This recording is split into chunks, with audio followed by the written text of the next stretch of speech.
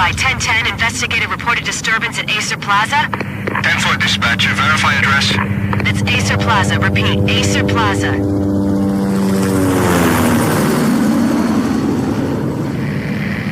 Shots fired on the rooftop. An assault in progress at Acer Plaza. Repeat, an assault in progress.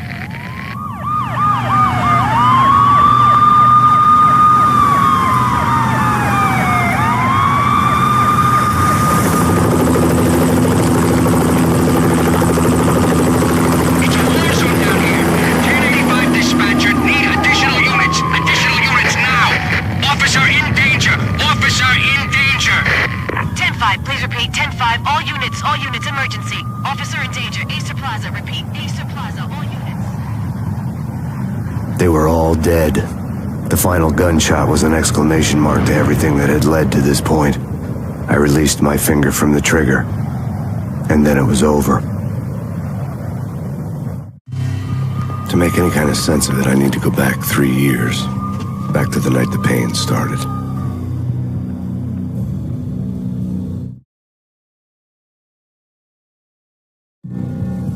I was still on the force back then. NYPD, Manhattan, Midtown North Precinct, Hell's Kitchen. So when are you coming to work for me, Detective Payne? You'd make me work undercover in some hellhole. Sorry, Alex. Michelle and the baby come first. See? My last smoke. It's bad for the baby. That's you, Max. A regular Boy Scout. See, Alex. Still on for poker Thursday night, right? Like taking candy from a baby. Life was good. Sun setting on a sweet summer's day. Smell of freshly mowed lawns. Sounds of children playing. A house across the river on the Jersey side. Beautiful wife and a baby girl. The American dream come true. Honey, I'm home. But dreams have a nasty habit of going bad when you're not looking. The sun went down with practiced bravado. Twilight crawled across the sky, laden with foreboding.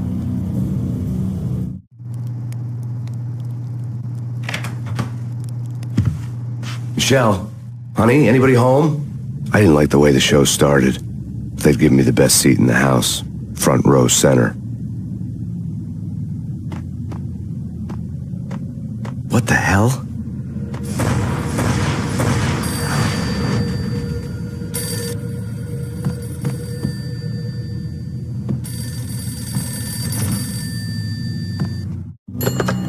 Listen, someone's broken into my house. Call 911. Is this the Payne residence? Yes, someone's broken into my house. They're still here. You have to... Good. I'm afraid I cannot help you. Who is this? Hello?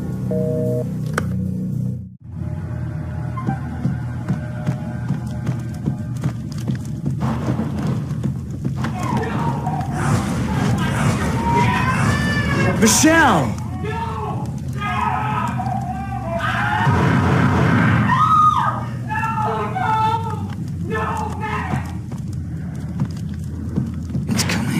Freeze! NYPD, drop it! Coming! Get it done!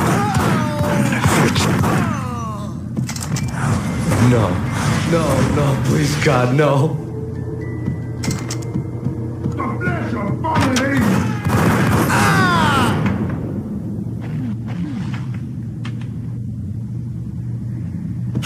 No, God, no, please, Michelle. Oh, baby.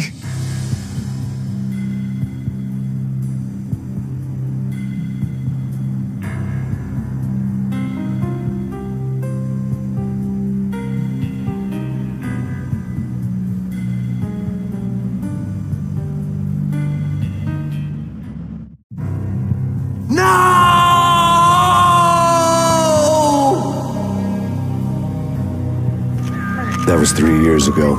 Everything ripped apart in a New York minute. The killer junkies had been high on a previously unknown designer drug, Valkyr, V. After the funeral, I told Alex I'd be transferring to the DEA. It took us 3 long years to get a break in the Valkyr case. Then, finally, 2 months ago, a dime dropper tipped us off that Jack Lupino, a mob boss in the Punchinello crime family, was trafficking. I went undercover, infiltrated the worst mafia family in New York.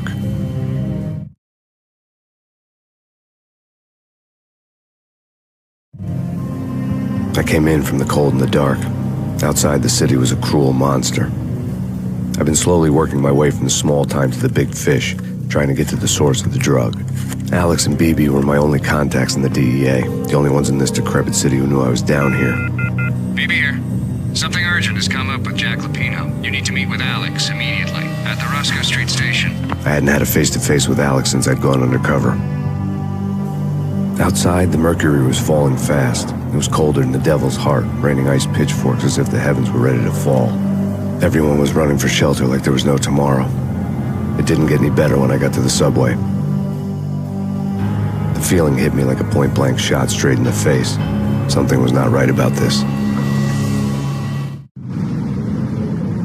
My Beretta stirred nervously under my coat, but the train doors had already shut behind me, and I was in for the ride. Next stop, Roscoe Street Station, and Alex.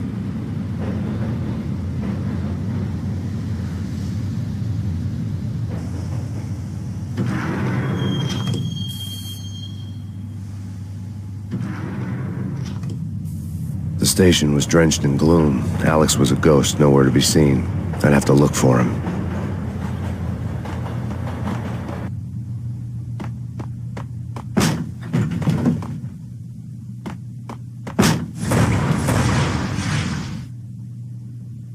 Death was in the air at Roscoe Street. I'd have to find Alex fast.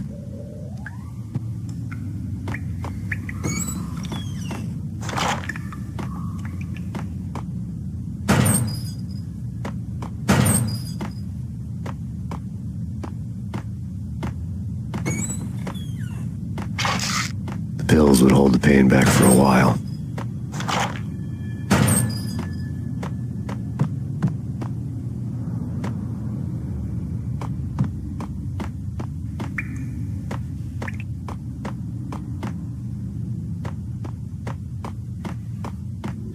Wasn't Jake supposed to take care of this? He and Mickey are having too much fun taking care of the... What the?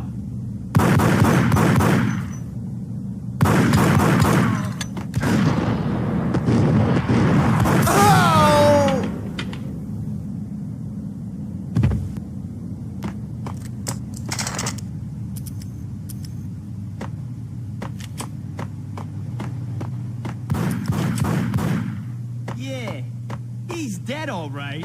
Hey, it's me, Pope.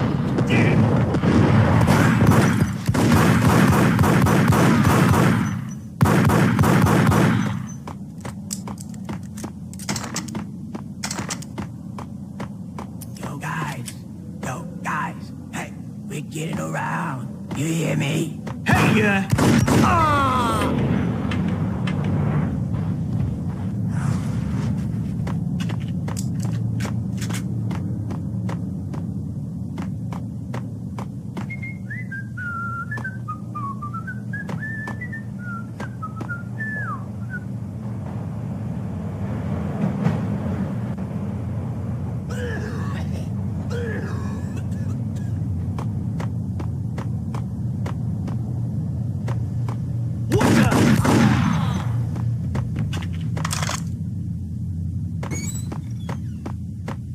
What was that? It's nothing. Relax.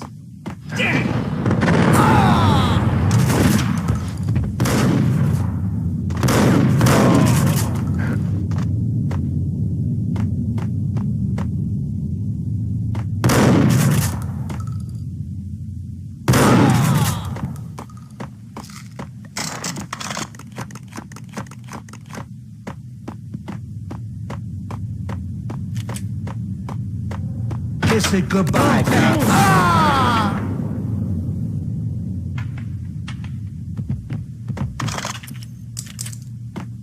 You saved me, man. What's going on here? A massacre.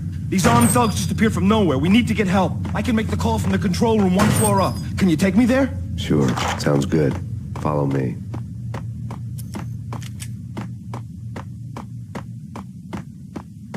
Hey, where are you going? The control room's up the stairs. Frankly, I'm too scared to go to the control room on my own without you and your gun.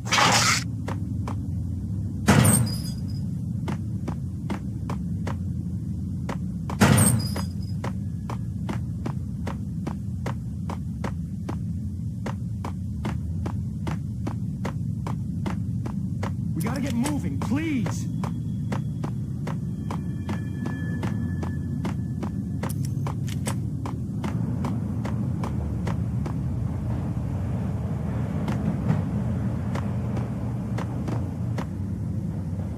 Home free. This way. Look out!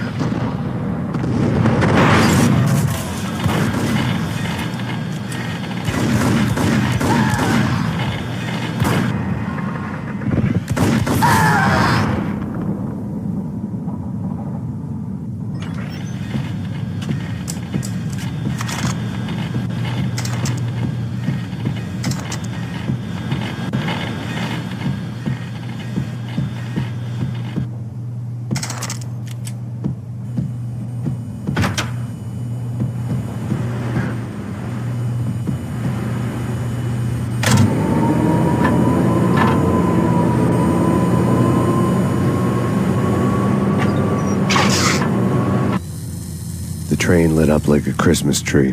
The power was back on.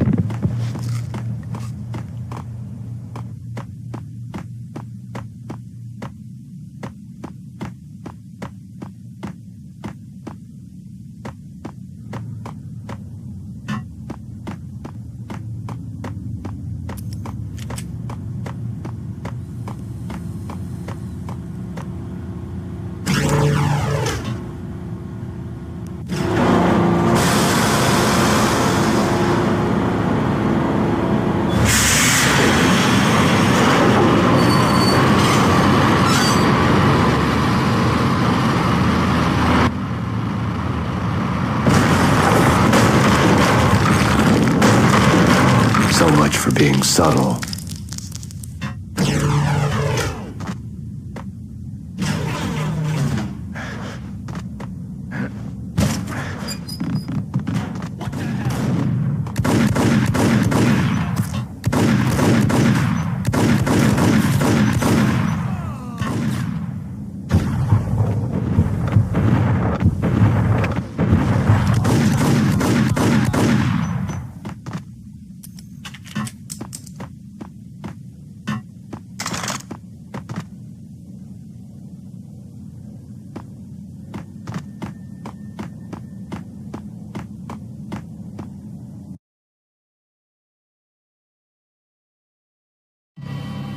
The rusty door led to an abandoned part of the station, closed off since the early 40s. Something big was going down at Roscoe Street.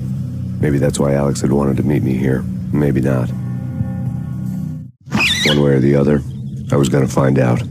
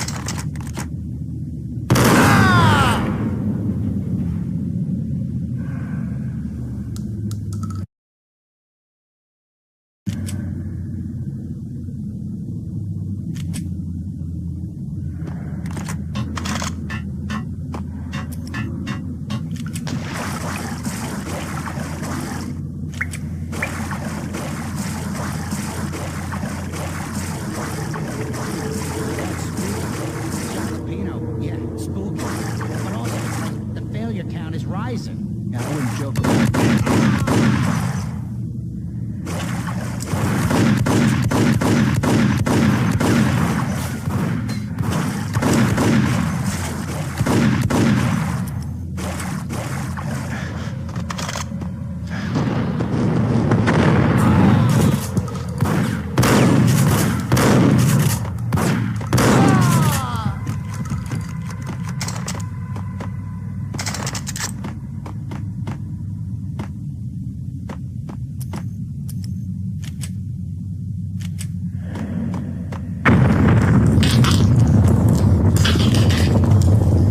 Was that? Hold on here. Give me the detonator. What are you talking about? Gun him down.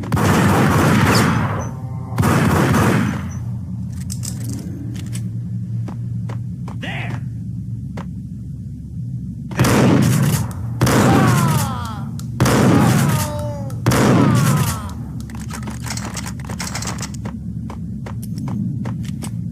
The door had been welded shut ages ago, and the bomb was missing a detonator.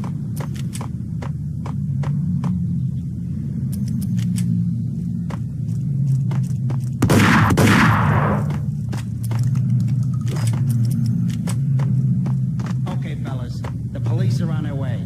New York's finest are gonna be here soon. So stick to the plan. We got our own private...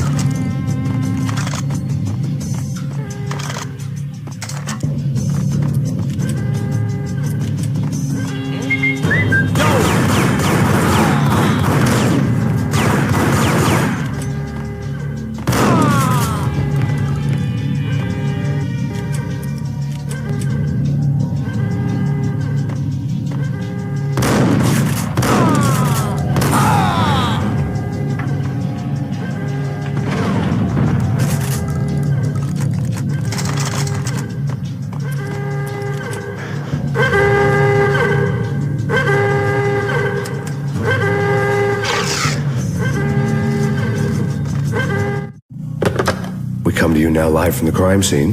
Who is this? Right back at you. This is Deputy Chief Jim Bravura from the NYPD. You are to cease your criminal activities and surrender immediately. Sure thing, Jim. Me and the boys have been talking, and everyone's real sorry. They'll never do it again. Who the hell is this? Being placed at the scene of a bank robbery wouldn't have tipped the odds in my favor.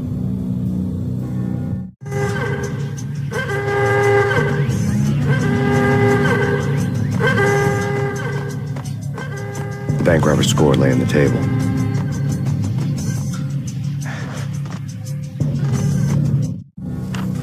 The bank robbers have been after Acer Corporation bonds. The Acer success story had recently been on every channel and on the cover of every magazine.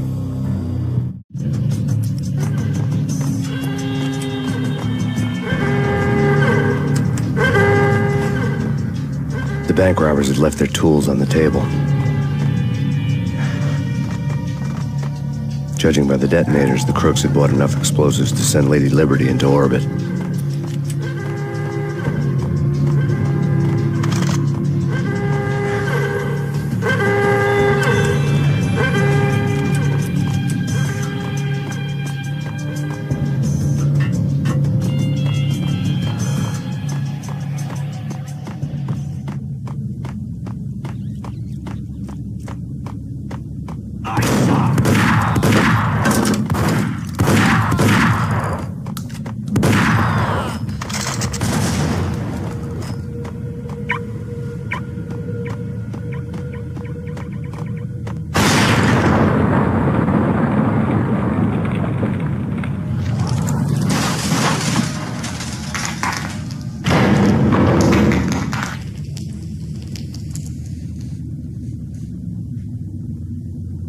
Hold it! Max, Jesus, you almost gave me a heart attack.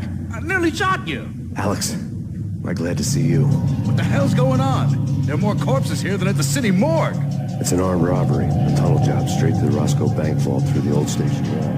Is this why? This is Lupino's gig? This is Lupino's doing? Lupino's men? Really? You sure know how to pick a place? Can you get through? No, it's locked. We gotta get out of here. If it's Lupino, it's... Alex? Alex! There was nothing I could do. He was dead. I could tell by the empty, accusing stare of his eyes.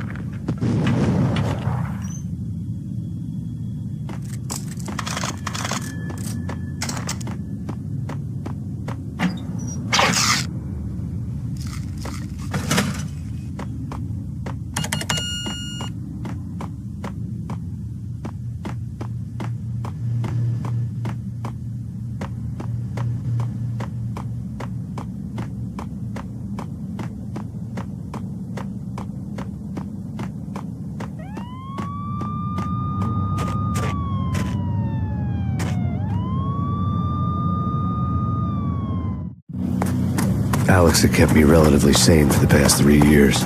Now I didn't know how I felt. Somehow he had stumbled upon something big and ended up stepping on Jack Lupino's toes.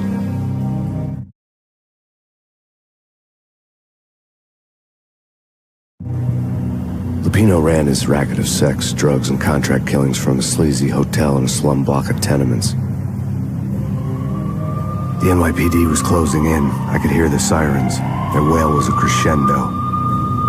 Lupino thought he could get us by taking Alex out and leaving me to take the fall for it. All he had gotten was my attention. I went for the hotel first. It was a sad old thing with flickering lamps and faded colors, cheap mobster punks and tired-eyed prostitutes. I walked straight in, playing at Bogart, like I'd done 100 times before. The place was run by a couple of murdering mobsters with shark smiles. The Finito brothers. Ladies and gentlemen, it's the Payne in the butt. Payne to the max. You're killing me. Did you make that up yourselves, or you get some wino downstairs to come up with it? Don't answer that. A rhetorical question. I got something for the boss. Lupino around? That kind of depends on who's asking. A friend or a junk squad plan. But don't answer. It's one of them, how do you put it, rhetorical questions. Lupino ain't here, but he says bye. Lupino wasn't in his cheap hotel. Instead, I ran into the Finito brothers. My cover had been blown. The door slammed shut behind me. And then I was dodging bullets like raindrops. Payne in the butt. Ha ha! Payne to the max. Junk squad pig. Got a ticket to Marble City for you. Eager and lying down. Bring it out.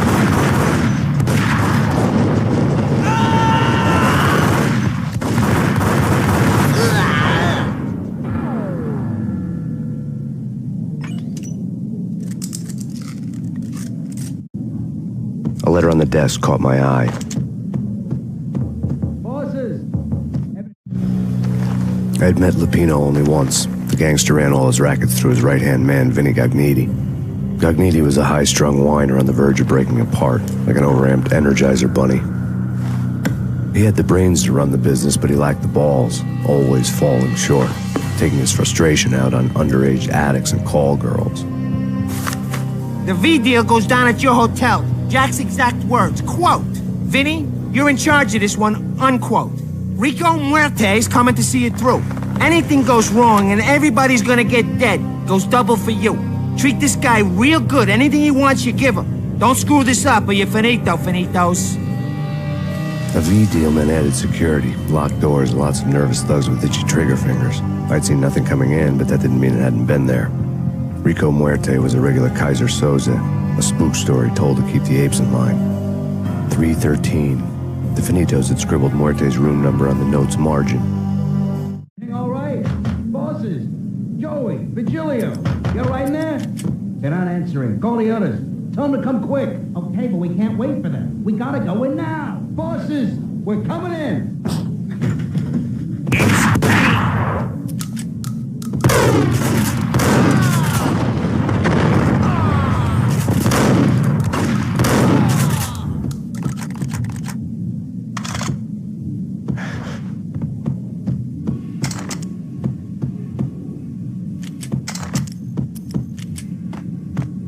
Getting out was not going to be easy. The staircase was locked and the elevator had been busted for a decade or more.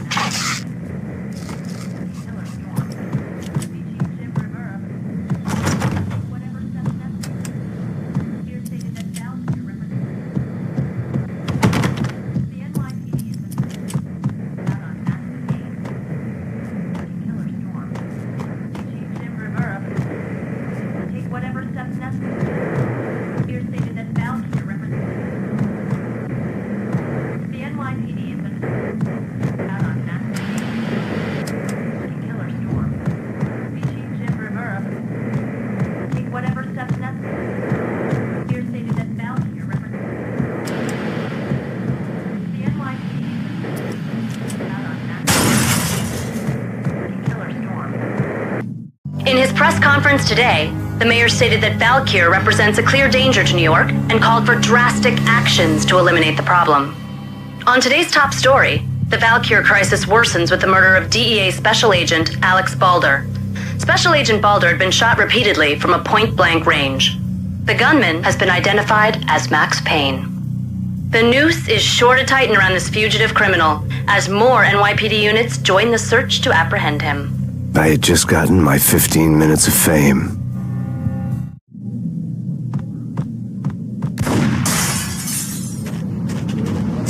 Yeah, something's wrong with the bosses. Payne's there and they're not answering. Let's go already. Payne's gonna pay.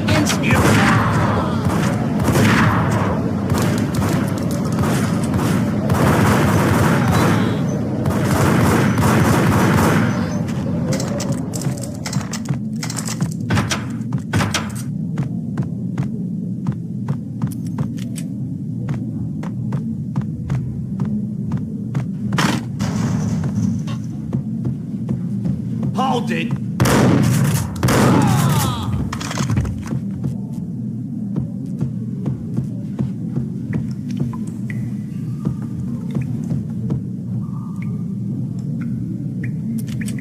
Previously on Lords and Ladies.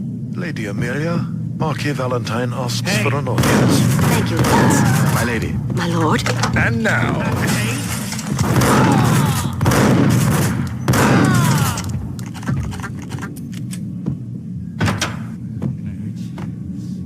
V-head junkies could go off without a warning. I had to be careful.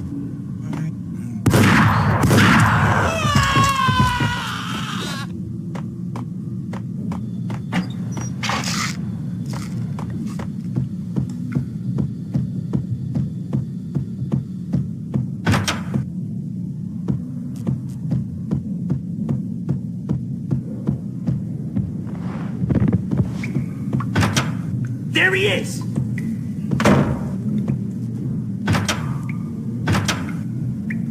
Got him down!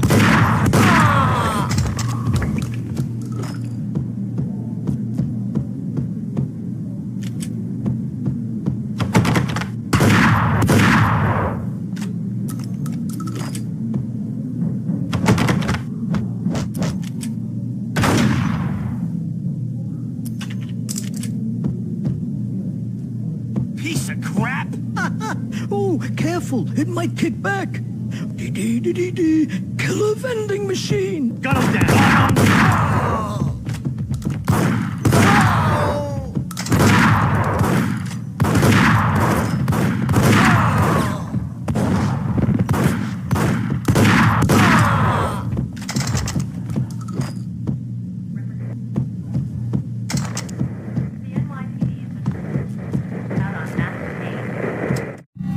Tonight, the city's fight against the nightmare drug Valkyr took a turn for the worse as DEA Special Agent Alex Balder was found brutally slain at the Roscoe Street subway station. A suspect was seen leaving the site only moments after the shots had been fired, and the NYPD is currently in pursuit of Max Payne, a repeated felon believed to be armed and extremely dangerous.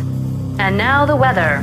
The worst winter storm in recorded history continues to pound the city. Killer storm. Chief Jim Rivera. Take whatever steps necessary.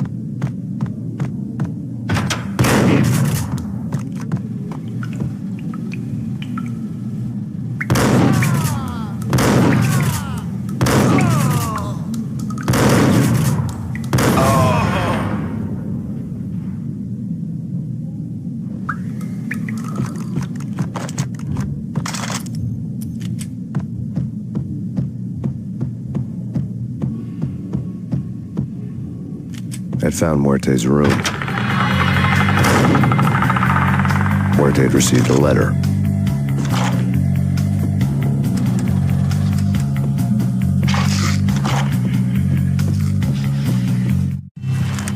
Our investigation had turned up nothing to link Angelo Punchinello, the head of the Punchinello family, to Valkyr. All tracks had ended with Jack Lupino. The letter in Muerte's room was signed by the Don himself. It was the first hint that the Kingpin knew what was brewing inside his syndicate. The trouble you got into after the Chicago screw-up. The Punchinello family bailed you out. You have been waiting for a chance to pay us back. One of our trusted boys has a monkey the size of King Kong on his back. And we need your special skills for backup on a major deal. Collecting evidence had gotten old a few hundred bullets back. I was already so far past the point of no return I couldn't even remember what it looked like when I had passed it.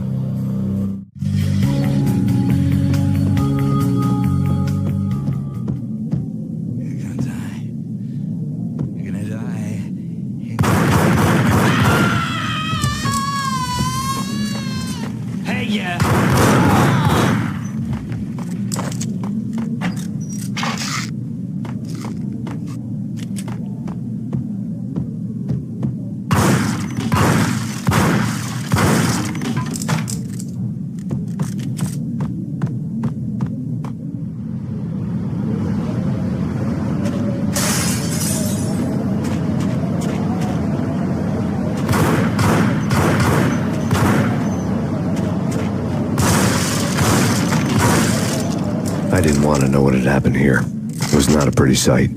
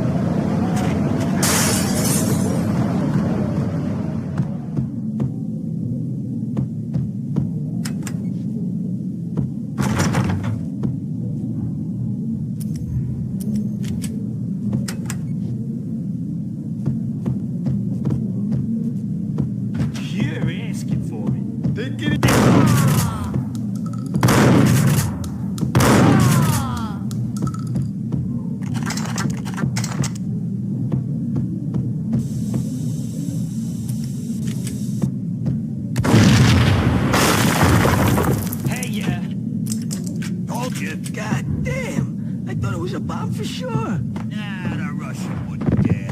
This has been waiting to happen. I thought it was a bomb. What the?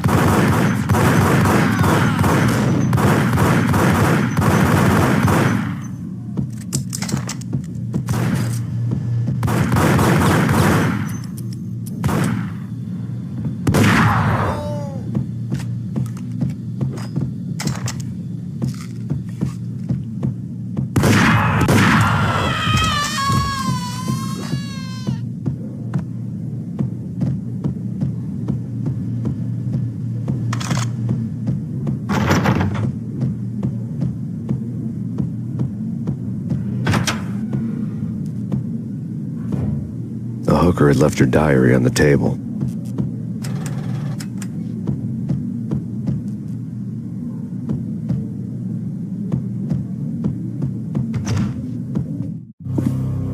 The diary belonged to a hooker named Candy Dawn. The read would have made a vice cop blush. Had talks with the mystery hag over the phone again. Sent her the latest One-Eyed Alfred tape. As long as the hag keeps paying for the tapes, the old man could come every day for all I care. She had a nice sideline, making secret X-rated flicks of her clients and selling them to the highest bidder. It would get her killed if her V-fix for the day didn't do it first.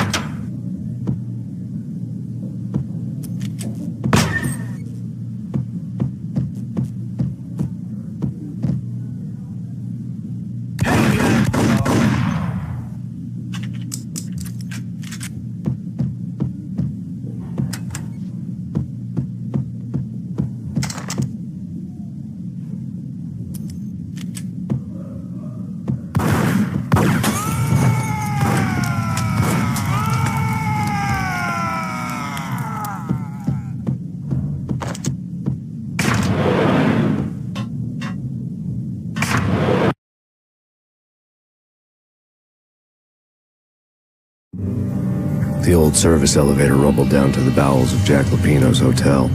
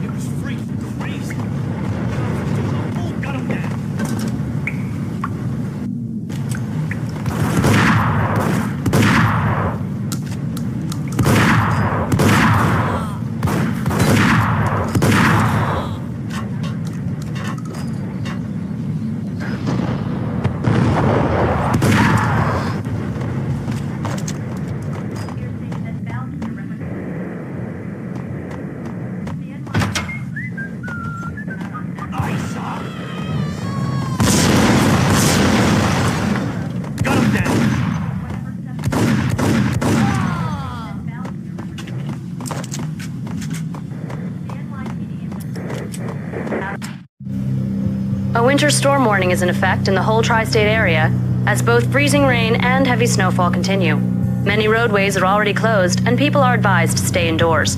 The severe blizzard has ravaged New York for 3 days now, with no end in sight.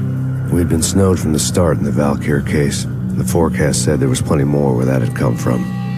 But the snowbound city was on my side. Less chance of innocent bystanders getting caught in the crossfire.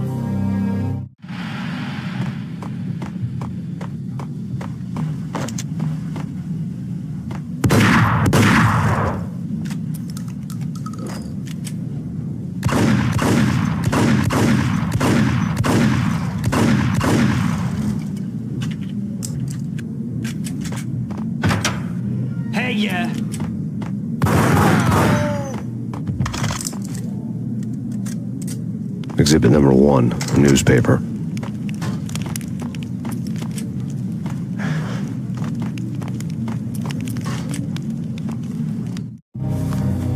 A dead man tied to a chair lay on the boiler room floor. Captain Baseball Bat Boy has an unbeatable track record in superhero death matches. But a 6-pack of root beer gets me every time. The murder weapon was a baseball bat, now lying in a pool of drying blood next to a newspaper folded open on a Captain Baseball Bat Boy comic strip.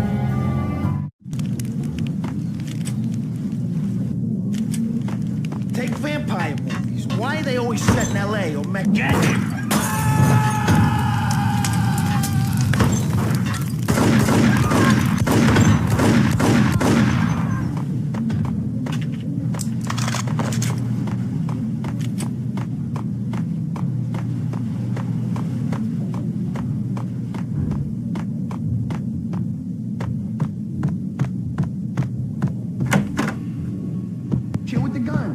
Trust me, you don't want to piss Muerte off. Gentlemen, let's do business. Green for green.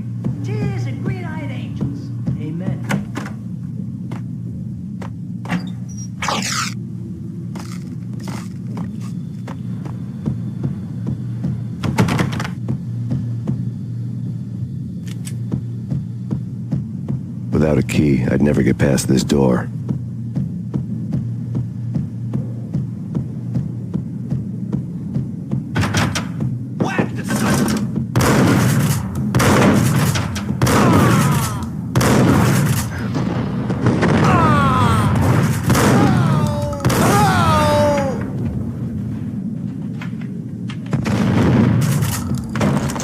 A lifetime ago, this would have gone down as a narcotics arrest. There was a key on the table.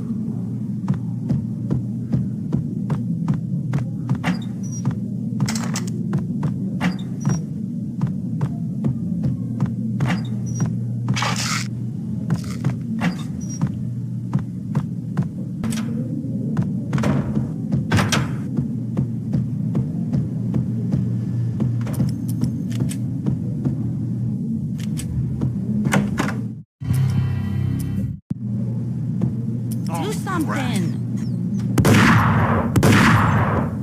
There he is.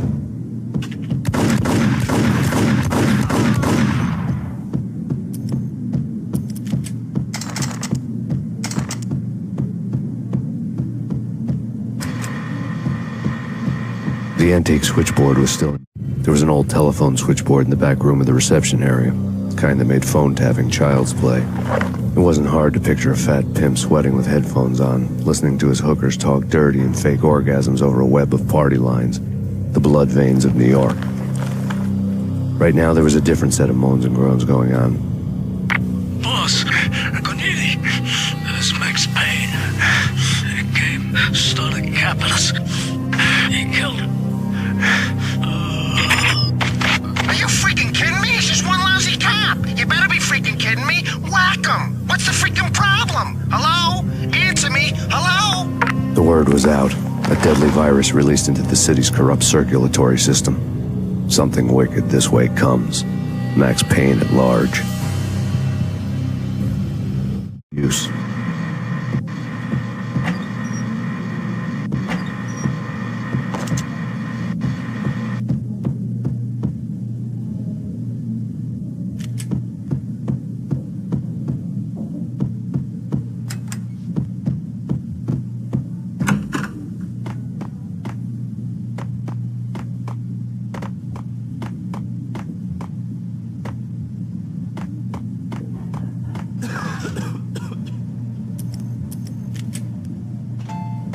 Yo!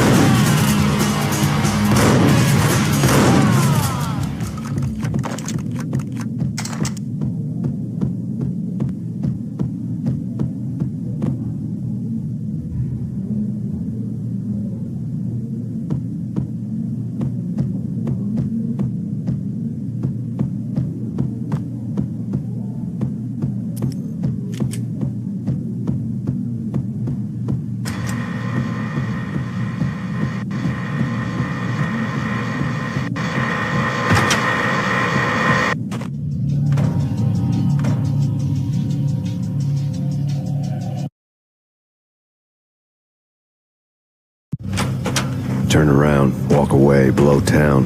That would have been the smart thing to do. Guess I wasn't that smart. Lupino's tenement buildings were a seedy hangout for all kinds of sleaze. A liquor store, a pawn shop, a laundromat full of mobster bookies and loan sharks. The list went on. The how and why of it was a mystery to me, but they knew I was a cop. They knew I was coming, and they were going to get real trigger-happy about it. I got to see Lupino's hangout all lit up.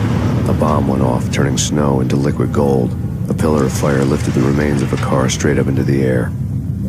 The flames were highlighted on the hood of a black Mercedes-Benz as it coasted down the street real slow, as if the driver didn't have a worry in the world. I got a good look at the man riding shotgun. It was Vladimir, the head of the local Russian mob, the fly in Don Punchinello's suit. The ringing in my ears was the sound of a mob war being waged.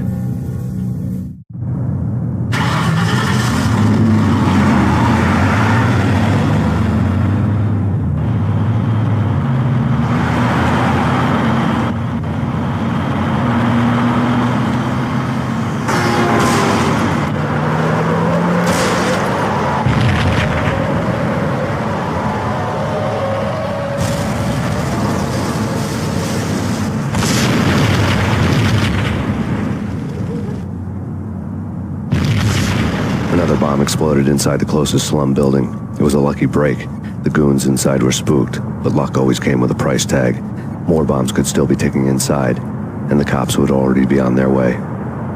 Jack Lupino's suite was on the top floor. Lupino's suite was on the top floor.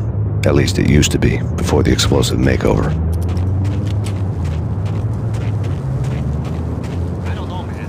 I don't know about this. Quit worrying, man. Think of it as Christmas. Look, Dad.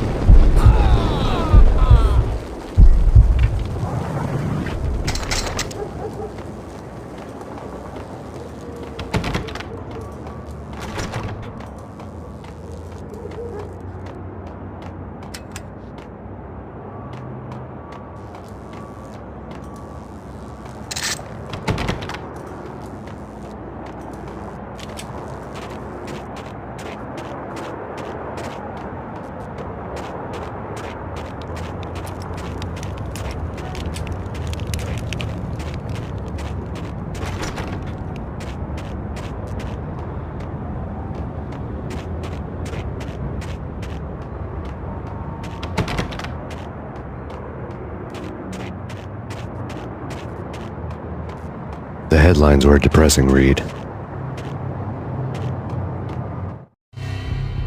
The headlines were screaming bloody murder. The storm was a screaming duet with the approaching prowl car sirens. It was all a scream when you were down for the count and wanted for murder.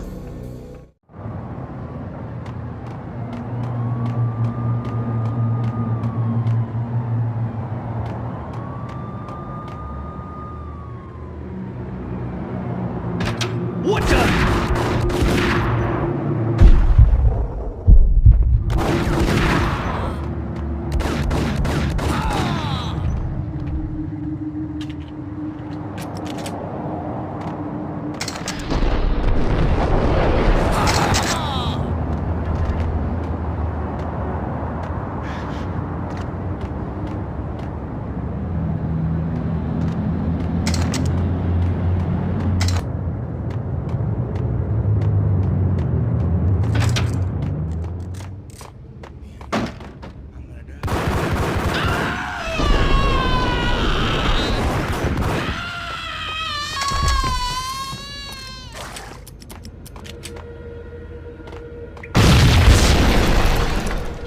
The whole building was rigged with explosives.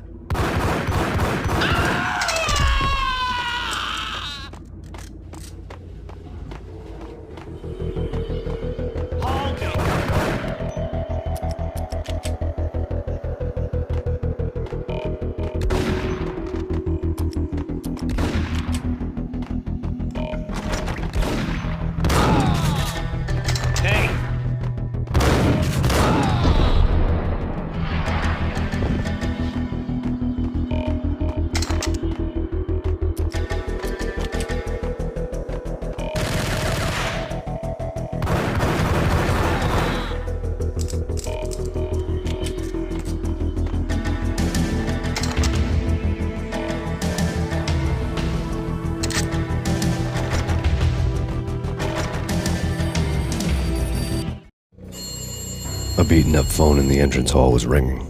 It could have been just a junkie in need of a fix, but it turned out to be something more sinister than that. Am I speaking to Mr. Payne? Who wants to know? My name is Alfred Wooden. You must hurry. The police are on their way. Tell me something I don't know. They know you're there. How? And what's it to you? I will contact you again. The cops arrived, sirens singing in the off-key harmony of a manic-depressive choir. I had a few minutes while the SWAT team would go through their usual routine. By the time they busted in, I needed to be long gone. Max Payne, this is Deputy Chief Jim Bravura from the NYPD. Drop your weapons and come out with your hands above your head.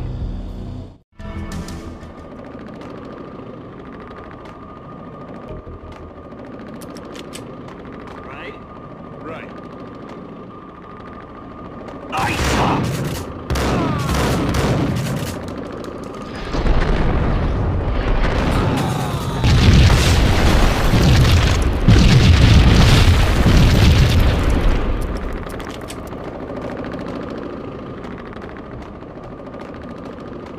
I couldn't get past the door without a key.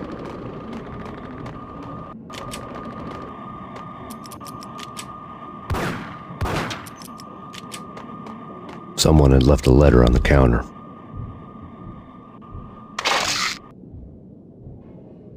There was a key on the shelf.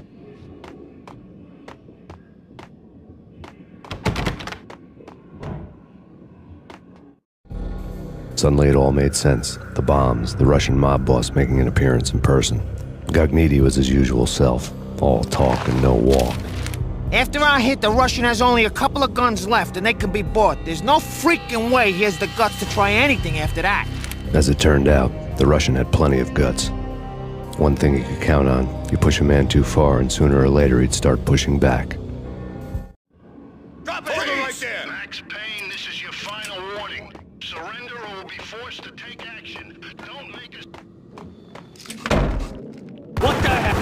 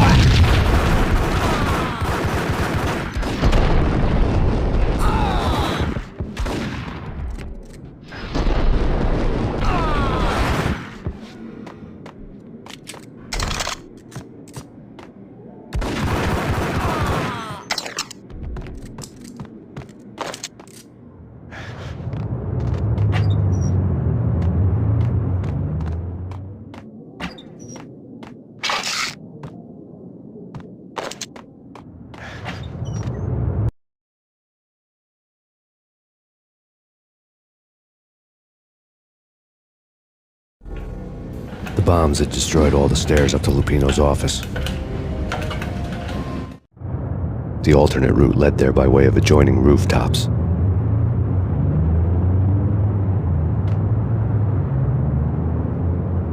It's never been this cold. Never ever. It's like the sky's falling. Yes, sir. It's the end of the world as we know it. And I don't feel fine. I don't feel anything. Not a thing. To get to the roof, I'd need to get to the elevator through the locked door up ahead.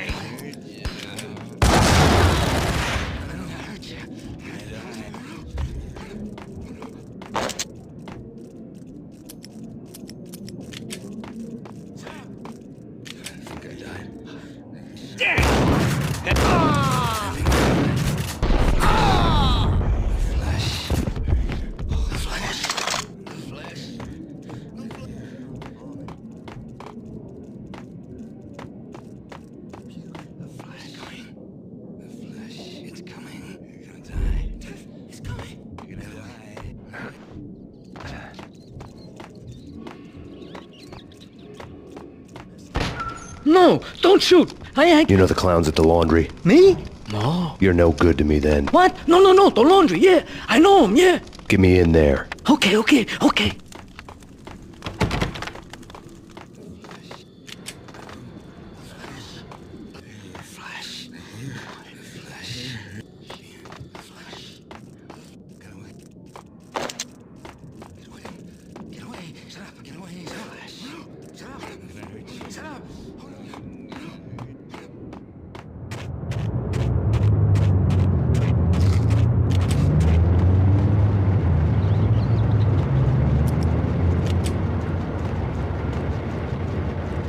It's me. Open up. Let me in, quick. Not so fast. The password.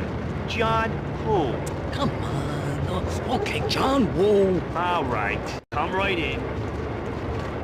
It's a trap! It's Payne!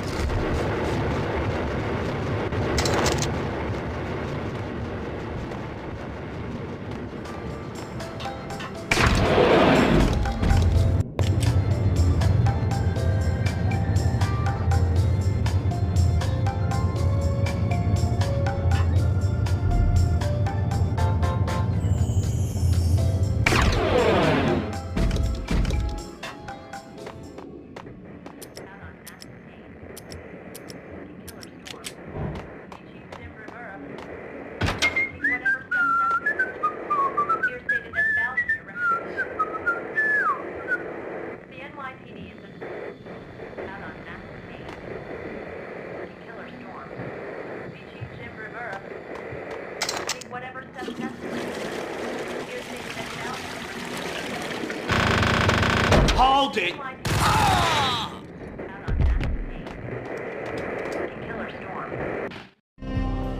New York City is in crisis tonight, with reports of Valkyr-related gang war in the streets of the Bronx. Apparently, Max Payne, wanted for questioning in connection with the slaying of a DEA special agent earlier tonight, is waging a one-man war against his former partners in crime. Among the listed casualties so far are notorious mafia members Joey and Virgilio Finito, as well as Rico Muerte, himself a fugitive from the law, and a suspect for several murders in the Chicago area. The NYPD has been placed on full alert. A citywide APB has been put out on Max Payne. Deputy Chief Jim Bravura has promised to take whatever steps necessary to bring him to justice. What those steps may be remains to be seen.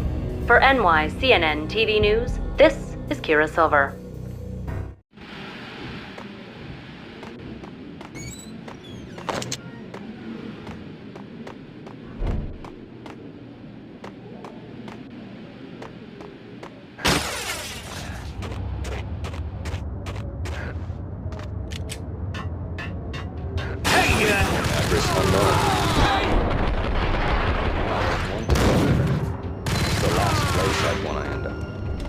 That's where I always end up anyway.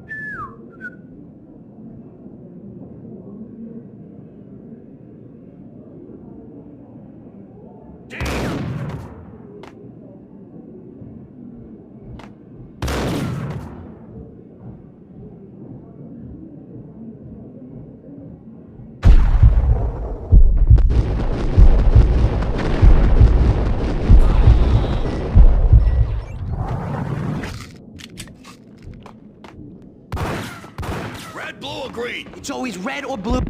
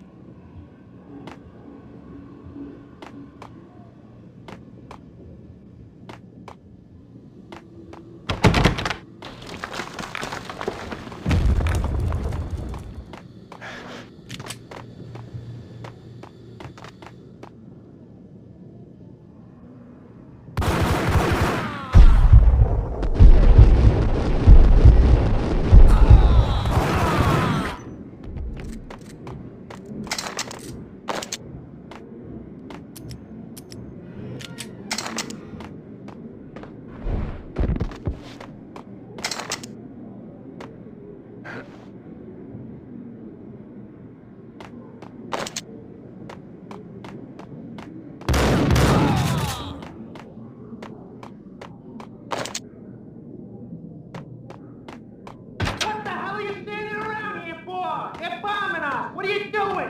You're doing nothing! What are you doing? This is war! Freaking war! Vinny Gognitti, just the man I've been killing to see. Payne? Freaking Fed! I knew from day one there was something screwy about you. What do you think you're doing? You're a freaking cop. You ain't got squad on us. You can't just come in here waving your piece like it meant something. Yeah! Oh my God! Oh God, you shot me! Ah! You're dead, Payne! What the hell are you waiting for, you apes? Kill him! Kill him! With pleasure, boss. Gognitti bailed. I made like Chow Yun Fat.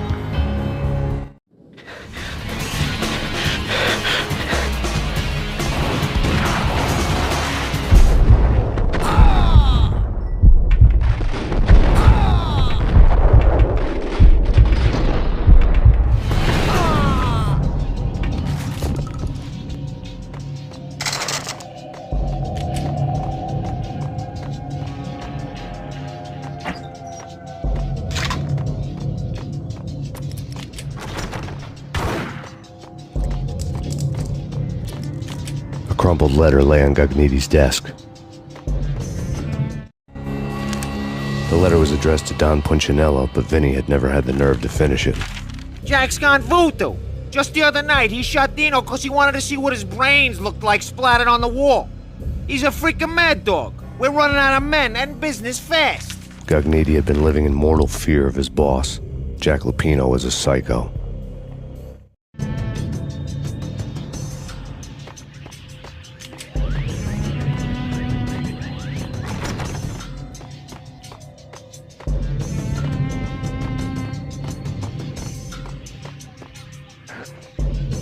Vinny Gognitti was running scared. He could run, but with a bullet in his stomach like a broken bottle of Tabasco, he was quickly running out of time. He knew where his boss was, and I wanted to square things up with Jack Lupino. Gognitti would be moving fast. I don't know about angels, but it's fear that gives men wings.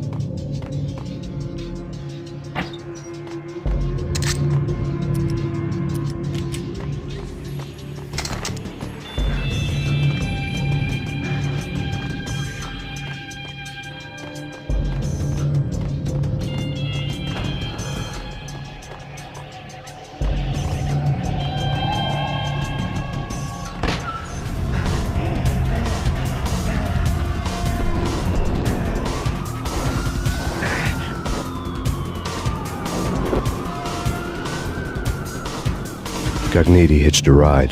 To catch him, I'd have to follow his lead.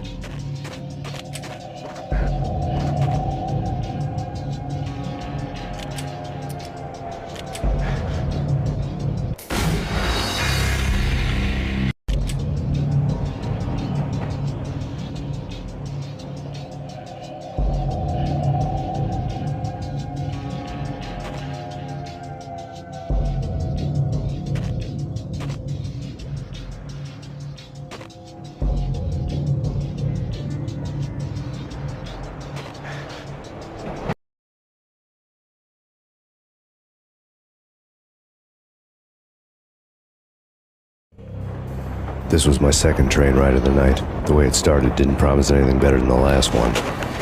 Freezing wind tearing at my face like sandpaper and razors, ice hard and slick under my hands and feet. And somewhere in the background, the wail of sirens, the city howling after me.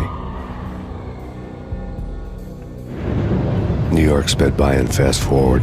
Dark rooftop water towers and a dead forest of antennas and chimneys, all a blur. When the train he was riding slowed down, Gognitti made his move.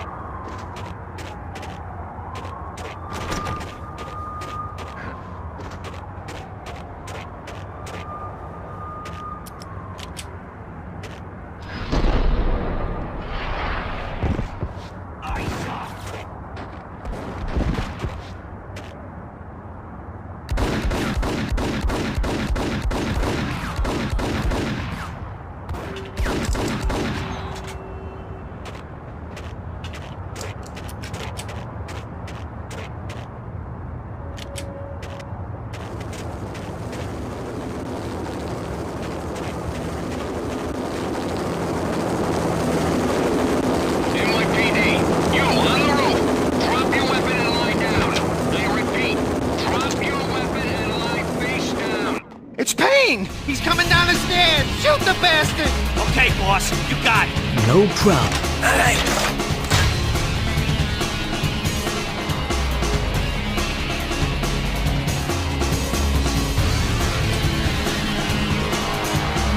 What the?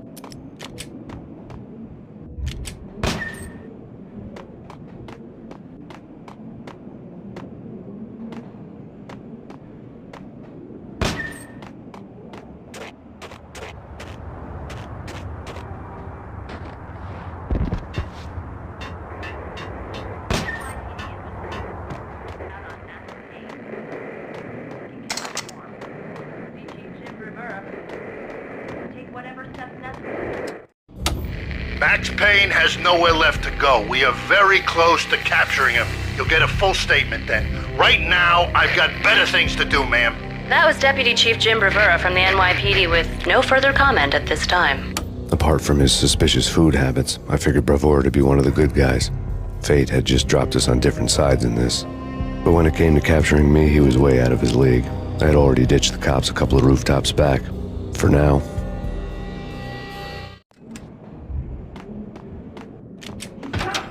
I can hear him. Ready? Point at the door. Get him!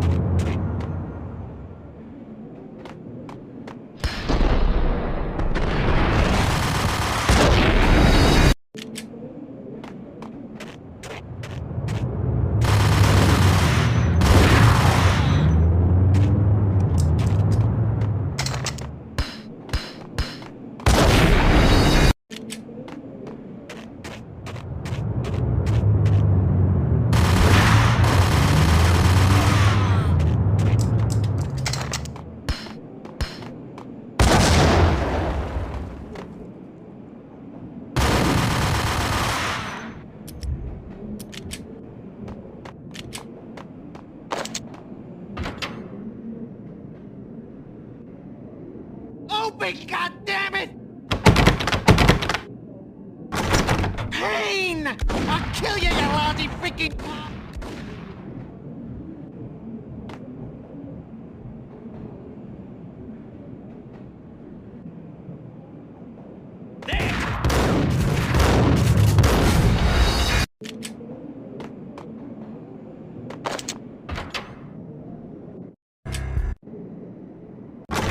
Payne! I'll kill you, you lousy freaking cop!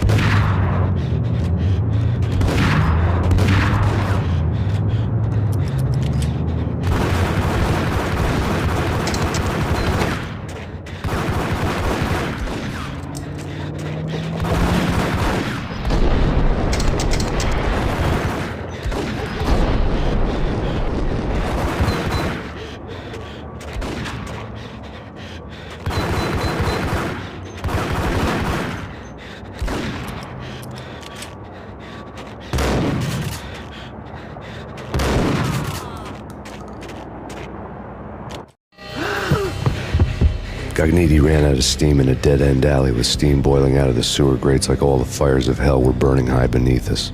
It was shakedown time. Where's Lupino? Screw you! Bad start, Vinny. Ah! Police brutality! I rate pretty high on that. You can't just hurt me in cold blood? Just keep telling yourself that. Listen good, Candyman. I'm not gonna be anybody's fall guy. I want to know where your boss is hiding. There was no glory in this. I hadn't asked for this crap. Trouble had come to me in big dark swarms. The good and the just were like gold dust in the city. I had no illusions. I was not one of them. I was no hero. Just me and the gun and the crook. My options had decreased to a singular course. I'll tell you, just don't hurt me no more. Lupino's at Ragnarok, the nightclub. Book me, take me, haul me to the freaking jail, just don't hurt me. Your rights will be read at your funeral.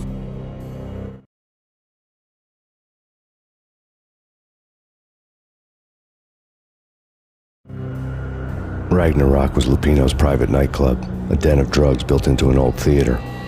I knew what waited inside.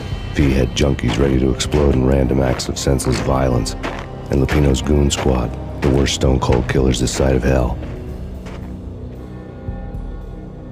Ragnarok was as inviting as a headache, flickering and flashing to a machine gun beat. The belly of a nightclub was a gothic theme park that began with bondage games and led to the nasty stuff from there. As subtle with its dark message as a cop-killer bullet through the heart. Like father, like son, just like Jack Lupino.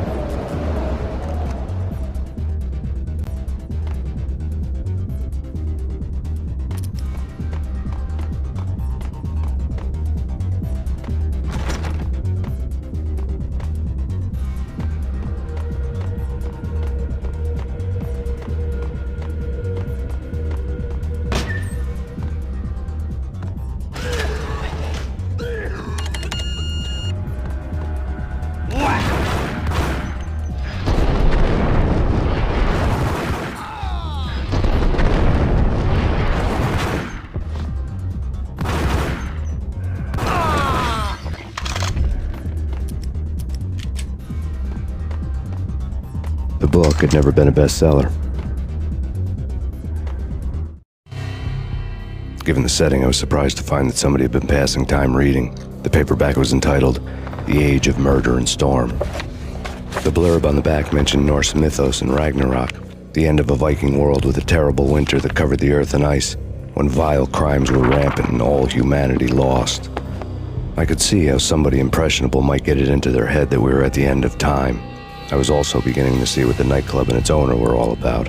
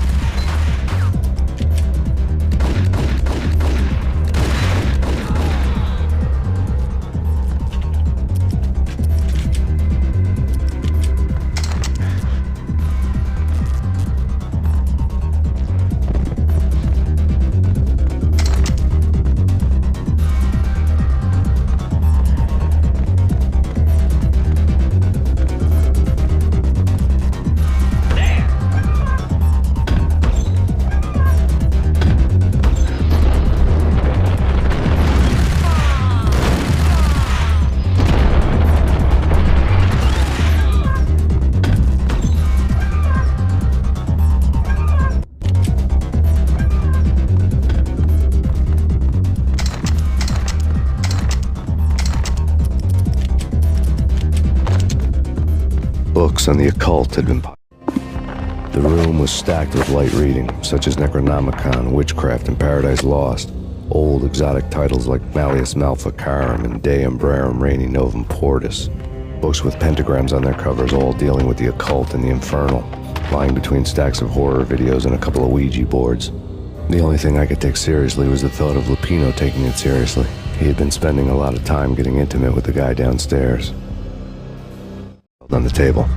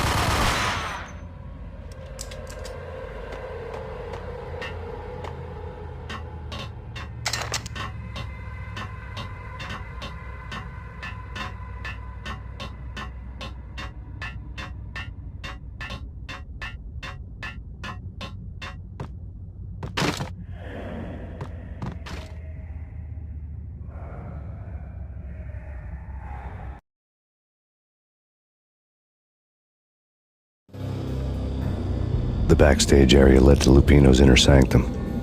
The hot air inside was like an invisible wall, thick with incense and something else, a sickly sweet smell that made you gag. This was the rotten core of the Big Apple. Lupino lurked somewhere ahead, like a spider at the center of his web, waiting. The vapors in the air started to make my head swim. Torn pieces of a letter lay scattered on the sofa.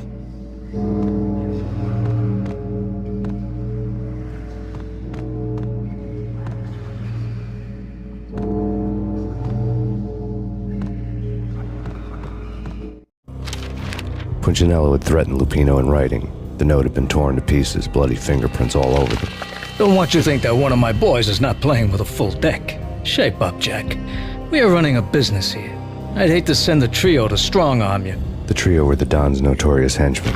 It was obvious that Lupino hadn't been intimidated by the threat.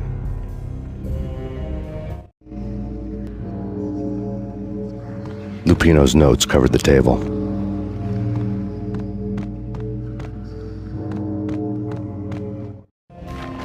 Jack Lupino was crazy, all right. The table was scattered with notes of demented arcane nonsense written in rusty blood, a mishmash list of demons, devils, and dark gods evoked. Beelzebub, Asmodeus, Baphomet, Lucifer, Loki, Cthulhu, Lilith, Hela! Blood given to you all.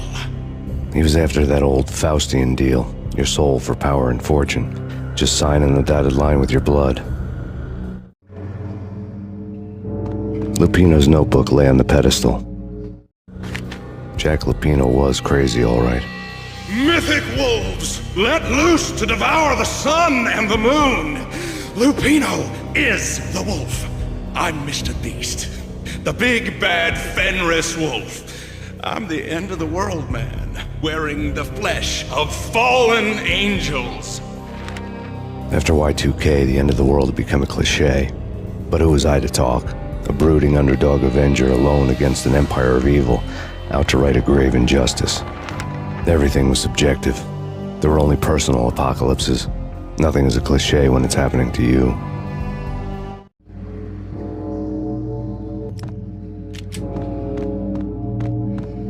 The flesh of fallen angels! Come to me all! Astaroth, Beelzebub, Asmodeus, Baphomet, Lucifer, Loki, Satan, Cthulhu, Lilith, Hela! Blood to you all! Secret, living under the skin of reality. I've seen it. The corruption of flesh. Oh! I'm the wolf, yeah! I am the wolf!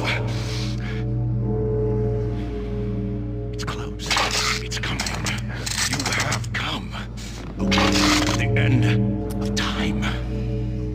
It's now! I will rise to her side! I don't need the words! I'm beyond the words!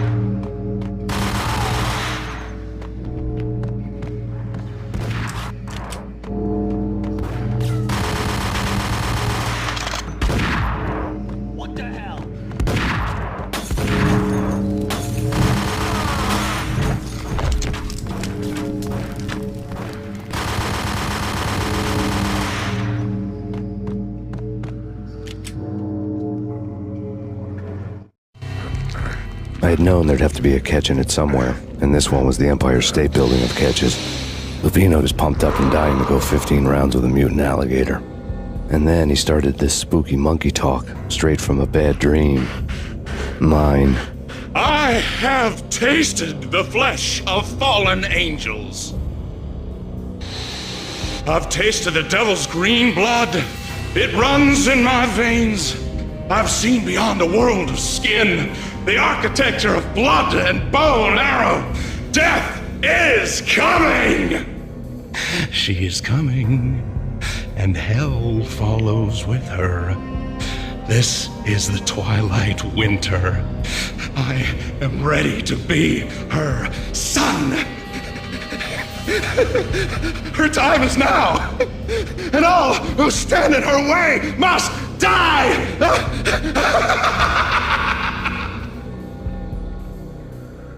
Die! You'll die! You'll die! Now! All die! Oh! The wolf!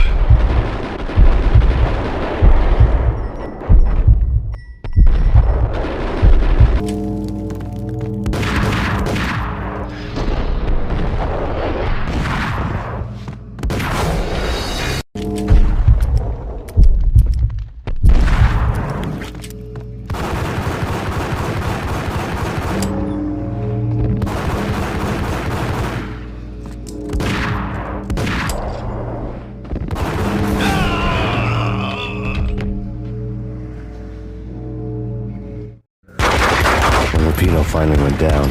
I wanted to make real sure he'd stay that way. V was a bad monster. Turned them into friggin' zombie demons from outer space. I think he's dead already. Huh? And that's when it happened. But dead or not, you've got the wrong guy. In stepped this knockout femme fatale holding a gun to my face. I returned the favor.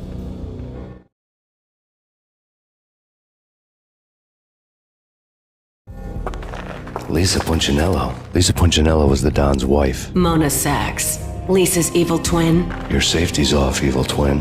You might hurt someone with that gun of yours. Lisa's the damsel in distress. I'm the professional. I'd blow you away without batting an eye. Sure, and you can check out my credentials splattered all over this joint. Jack couldn't have framed you. Not the state he was in. We're after the same slime bag. Angelo Punchinello's the one who murdered your friend and framed you with it. You know this for a fact? I've got my sources. I don't have a clue these days. I just shoot them as they come. Who put a contract on the Archfiend? This one's mine. I hate the guts of that sadistic wife-beater. Why not pool our bullets for this one? I thought you'd never ask. My finger was starting to twitch. How do you like your whiskey? I'm easy, as long as you don't try to slip me a Mickey. You're a real angel, Max. It was good stuff. Tasted sweet as honey going down. Nothing personal. Can't risk you going berserk and getting Lisa killed.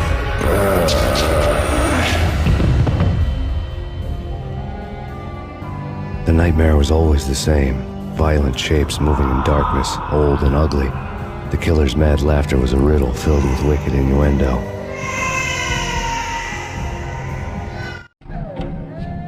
Somewhere, the baby was crying.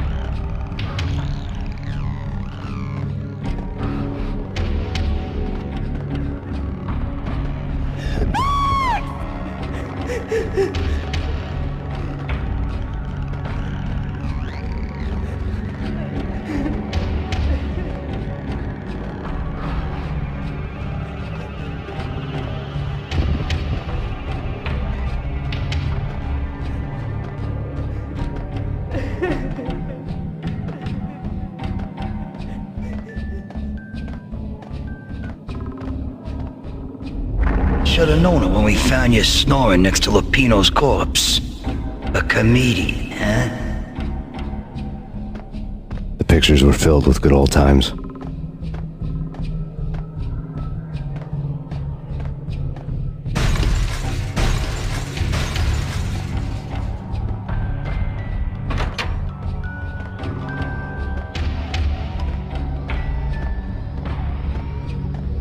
I really love to watch cartoons. Captain Baseball Bat Boy's my favorite.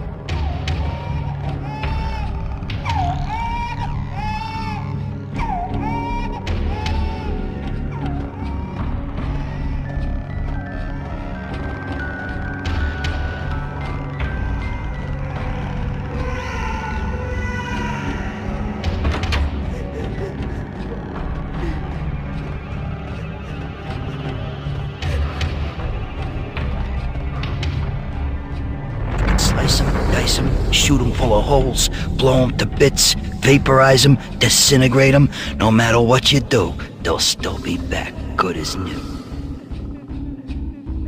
Michelle's diary lay on the table.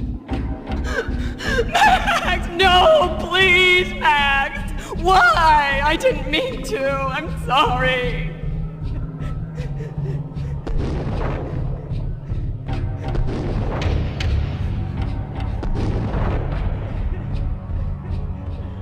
Murderer! You killed her! Nothing like that ever happens in the real world.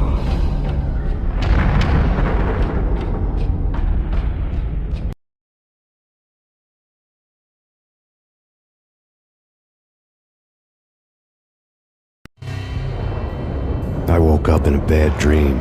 My head felt 2 sizes too small for my brain. Max Payne. I envy your name. And the killer was smiling. Pleased to meet you. I'm Frankie the Bat Niagara. Niagara, as in you cry a lot? He had a baseball bat and I was tied to a chair. Pissing him off was the smart thing to do.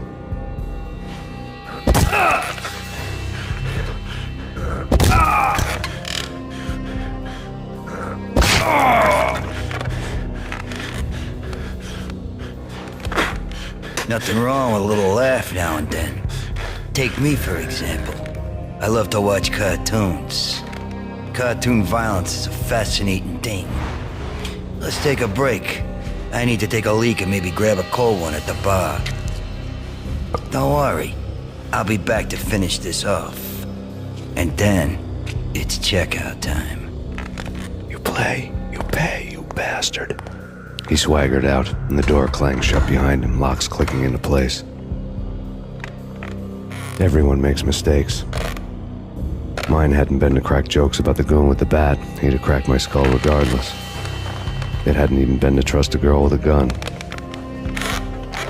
I had blindly gone after the first bad guy on my hit list when I should have been aiming further up the ladder, at the head of the Punchinello family. I couldn't bring myself to be pissed at Mona. Guess I had a soft spot for a pretty face. When somebody decides to play baseball with your head, you tend to get sore. They had dragged me back to the basement of Lupino's hotel. I was beaten, bruised, and blue. I felt like the chair I had broken to get free.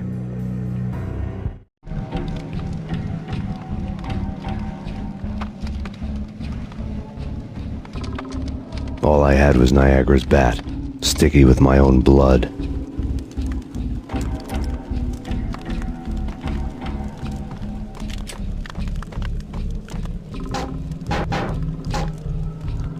Without a gun, I'd be no match for Frankie's men. I'd have to play hide and seek with them.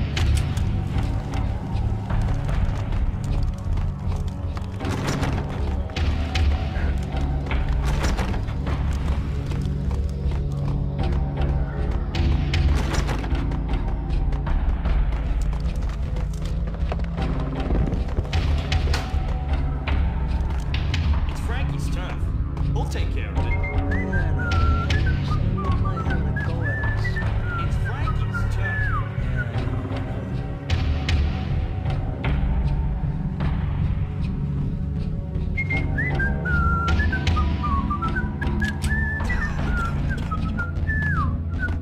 Hey, yeah.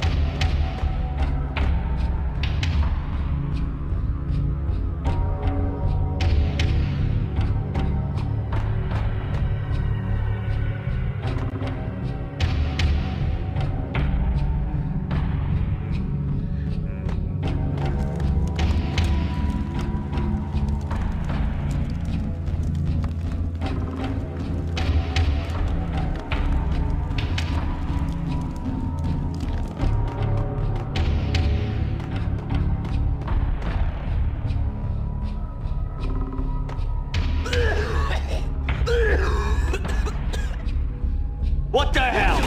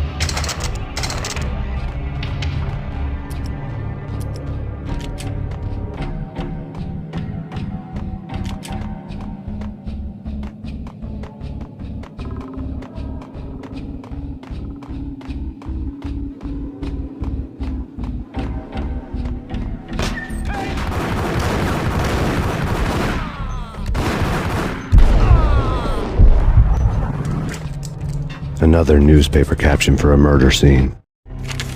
Frankie had left his calling card, a Captain Baseball Bat Boy strip, next to a sewer passage filled with bodies. You'd better not mess with Captain Baseball Bat Boy. Even my arch enemy, Bicycle Helmet Girl, swoons at the sight of me. Aha! There were enough corpses to put a mass murderer to shame.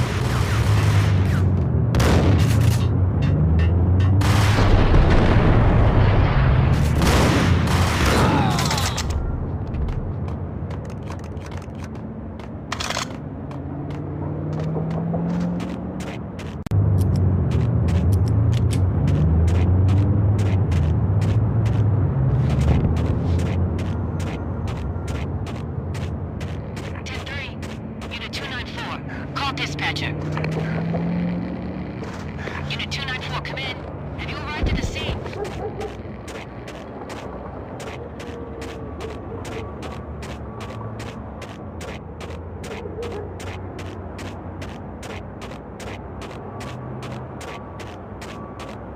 Things were fast going from bad to worse.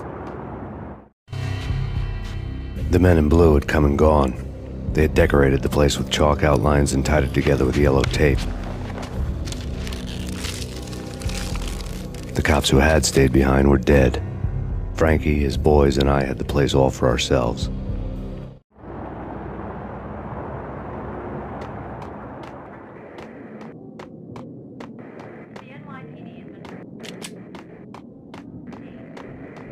Just forget about it. Just forget about it. Hey, just forget about it. That crazy witch, you should have heard her. She was a real scream when the boys caught her trying to cap the Don. Oh, that's friggin' bad. To the trio? That's even worse than what Frankie's doing to that poor bastard downstairs. She's gonna take a long time to die. The mobster muscle on the phone was talking about Mona. Punchinello's trio were nothing but bad news.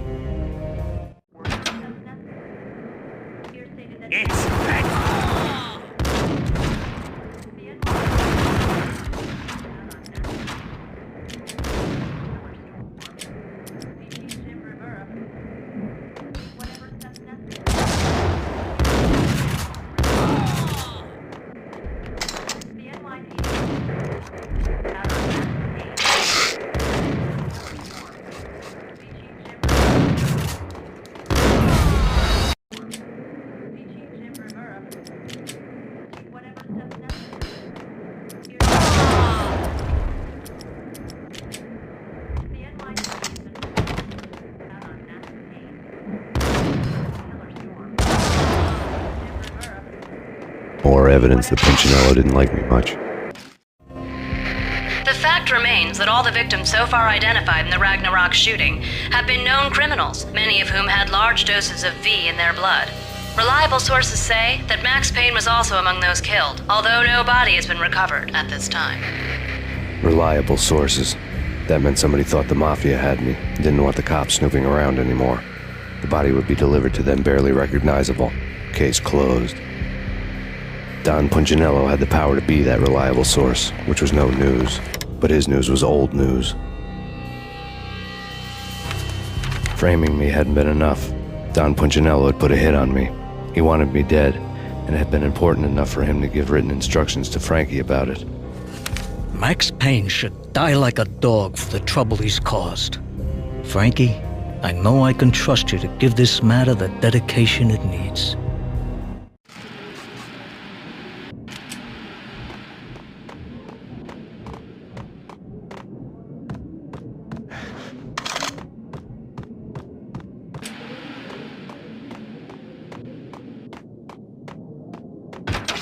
What the?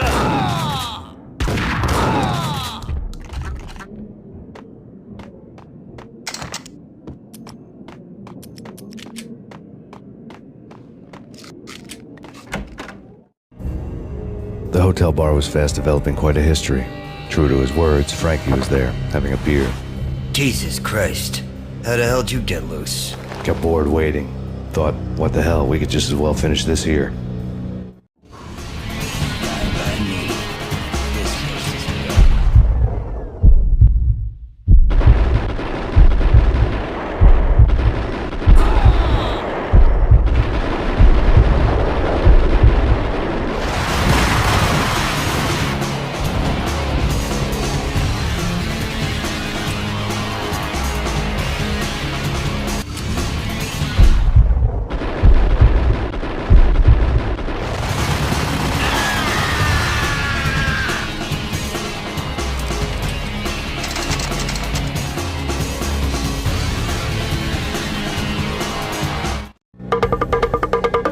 Thank you. You've been a lovely aunt.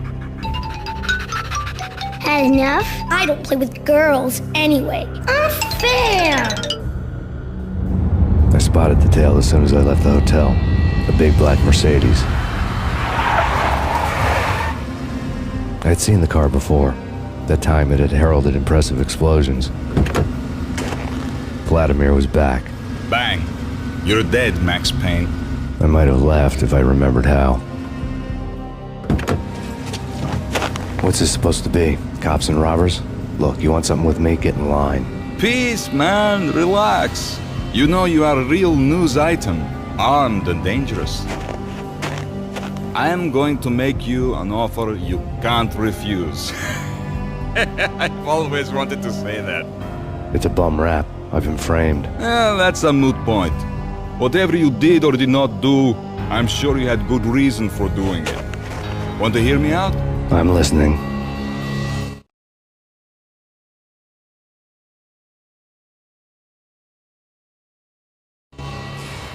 Punchinello messing with V is bad for business all around.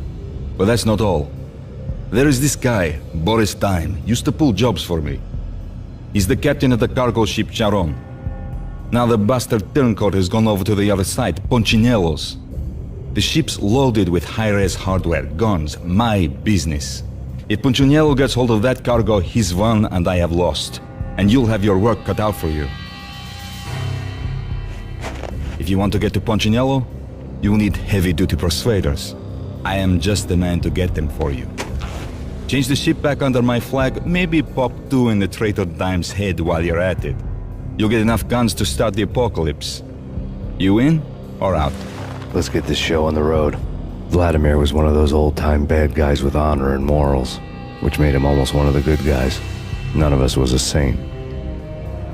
The Brooklyn riverfront was a maze of rusty containers, sharp-boned cranes looming up from the snowstorm. On a night like this, you couldn't help but think of the dark army of dead men sleeping with the fishes, cement shoes in line. No Minotaur lurked in this labyrinth, but somewhere out there, on the clanking deck of his cargo freighter, the skipper of the Chiron was waiting, like the ferryman of the river Styx. What the?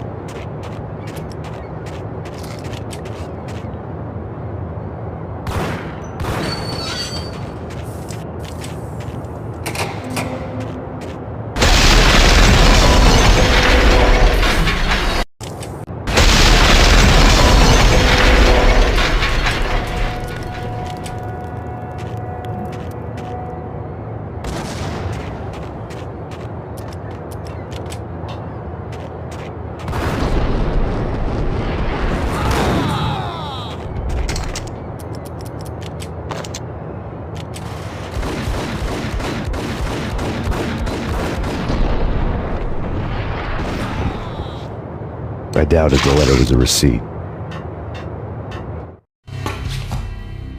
Rico Muerte had come to town to do more than just sort out family troubles. Exhibits number 1, 2, and 3. A briefcase of money, a sniper rifle, and an envelope with one word neatly printed on a folded piece of expensive paper. Mayor. It didn't sound like a mafia contract at all. It was too cold and too to the point.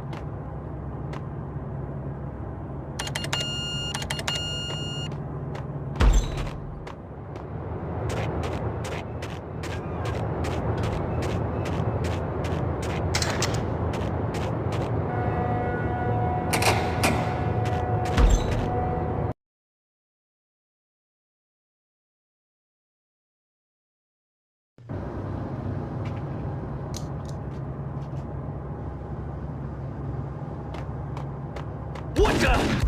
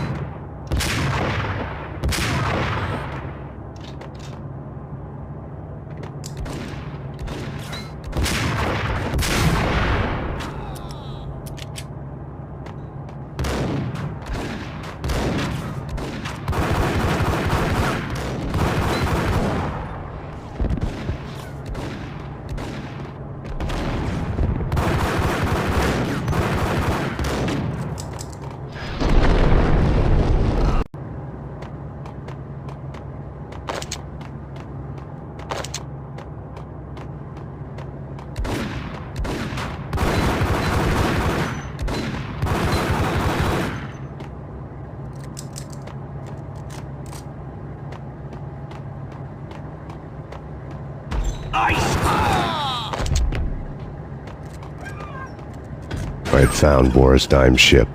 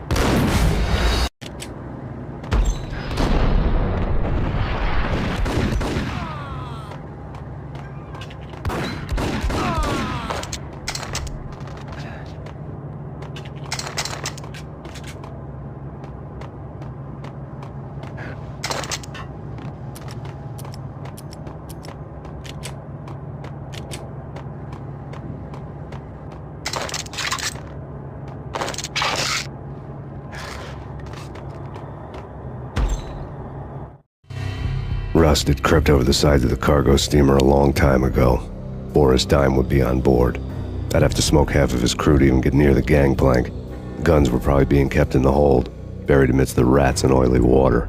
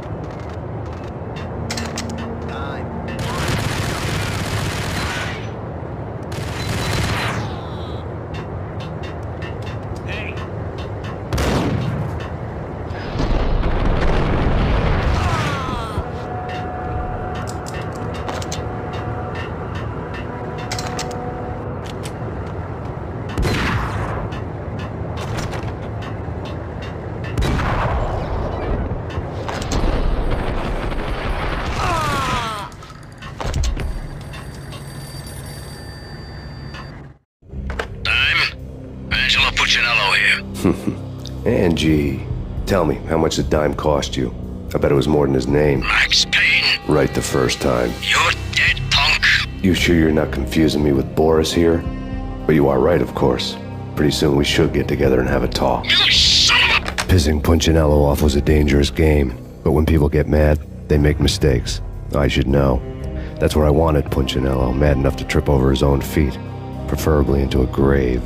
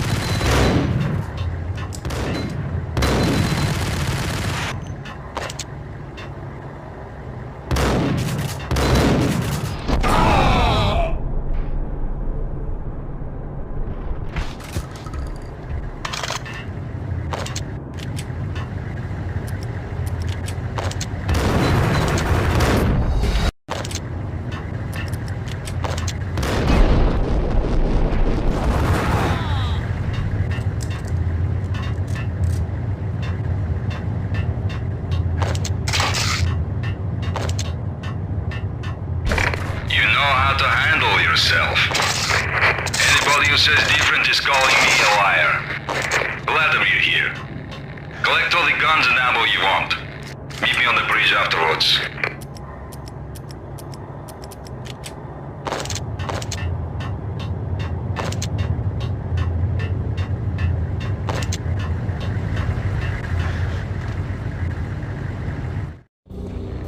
Did you get everything you need? Check.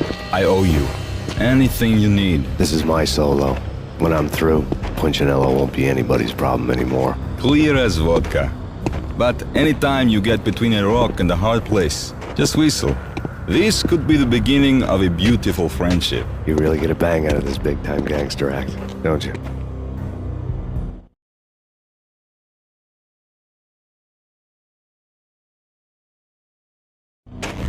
Even with all this firepower, I figured I couldn't get to Punchinello at his manor.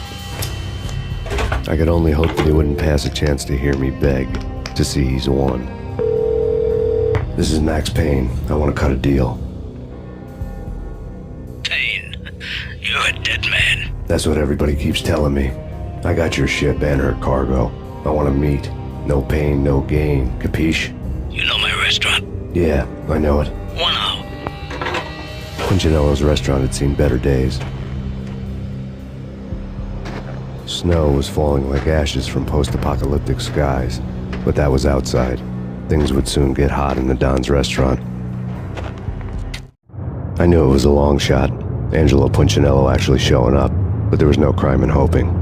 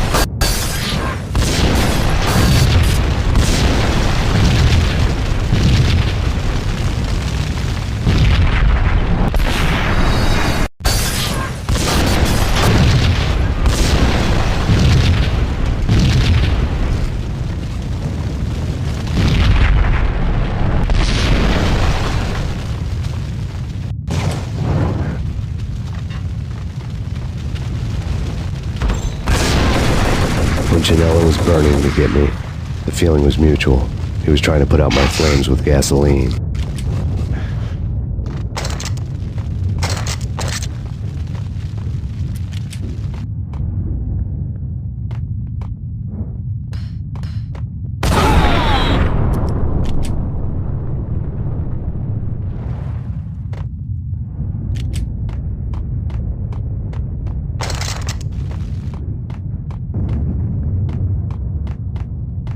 The mobsters have been guarding a real treasure. The way out of this disco inferno.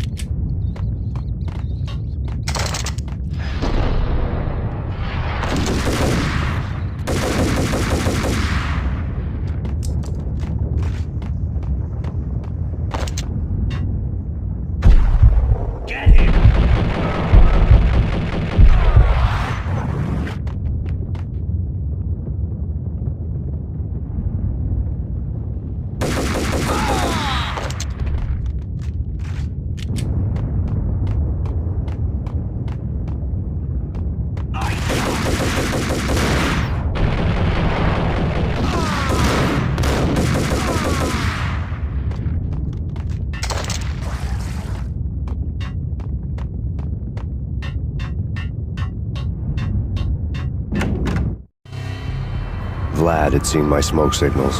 The Mercedes was revving to go, almost drowning out the banshee wail of the sirens. You coming? We'll drop you off at the Punchinello Manor. Sounds good to me. When this is over, look me up. I could use a professional like you. I'll keep that in mind.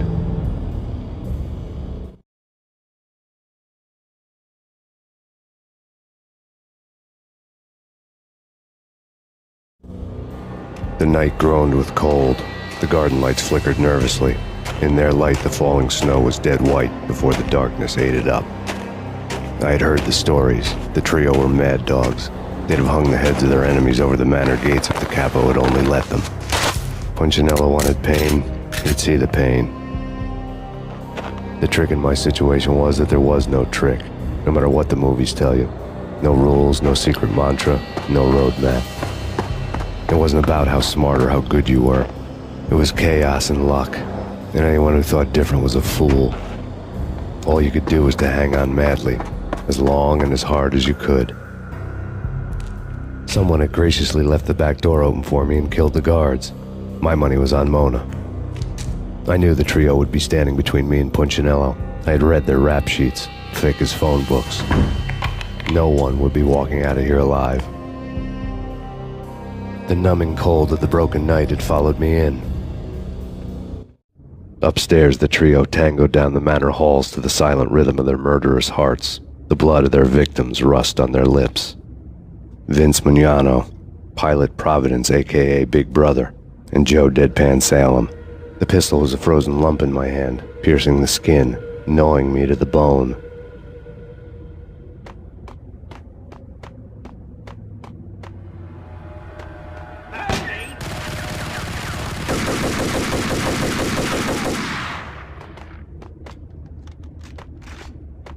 In death, the thug... Someone hadn't enjoyed the Don's hospitality. Someone with a flair for the dramatic. Someone who had let herself out of a locked cell and past a couple of armed guards. My thoughts were on Mona again. I could only hope she was a good enough gambler to walk away while she was still winning, before she'd run into the trio. She'd been promoted to messenger.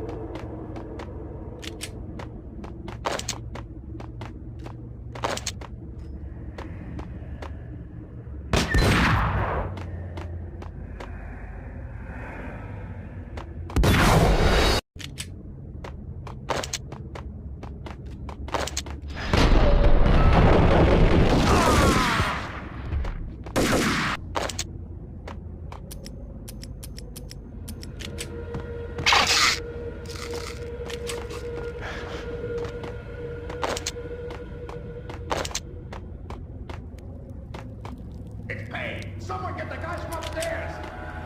No one's going anyplace. Too late. He walks in, we waste him. Vinny and Joe and Pilot won't get the credit for this kill. What the...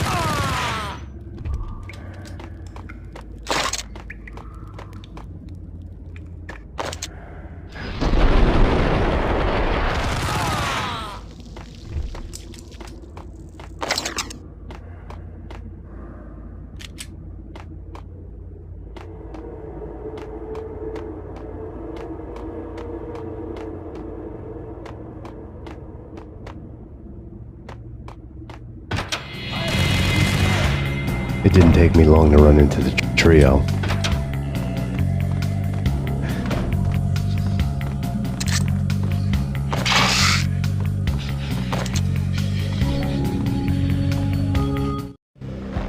The word on Lisa Punchinello was that she was a bit of a witch. The tarot cards on the kitchen table fit the picture. They weren't my kind of cards, but I was willing to take a crack at the hand Mrs. Punchinello had dealt. The first card was the tower. Maybe that was supposed to be the manor. It got easy after that. The devil was the master of the house, and death was me, coming for him.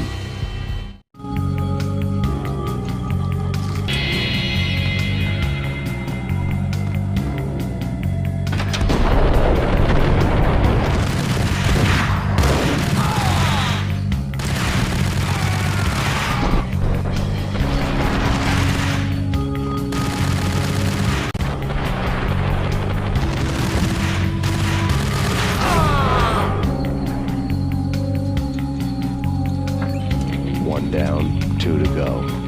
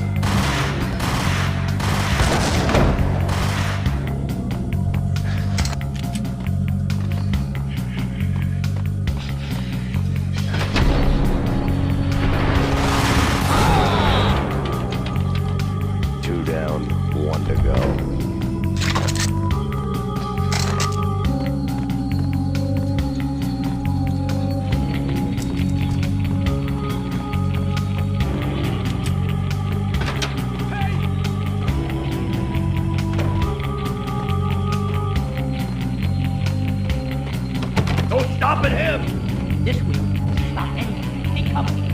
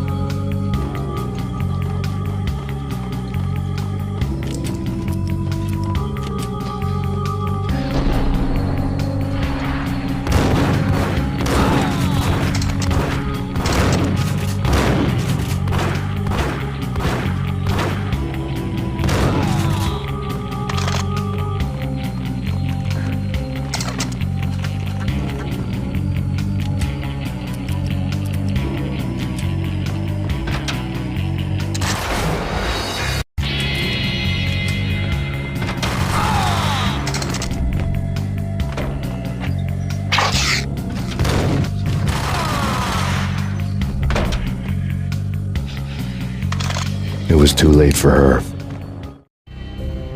You're a real angel, Max. I couldn't tell whether it was Mona or her sister. The body was a mess. The sick bastard had really gotten a kick out of it. Seeing her lying there got me thinking about another woman's body on another bed. Got me thinking about a fallen cradle.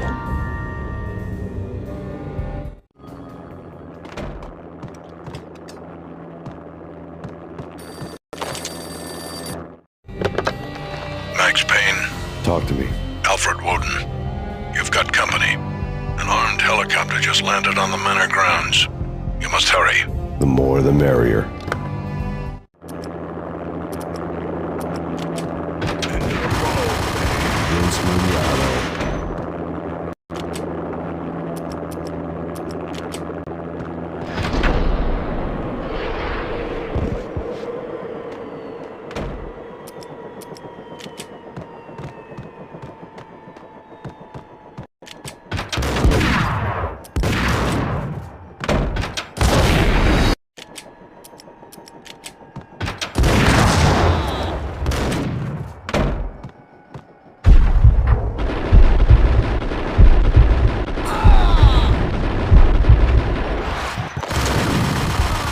Punchinello's trio was done for.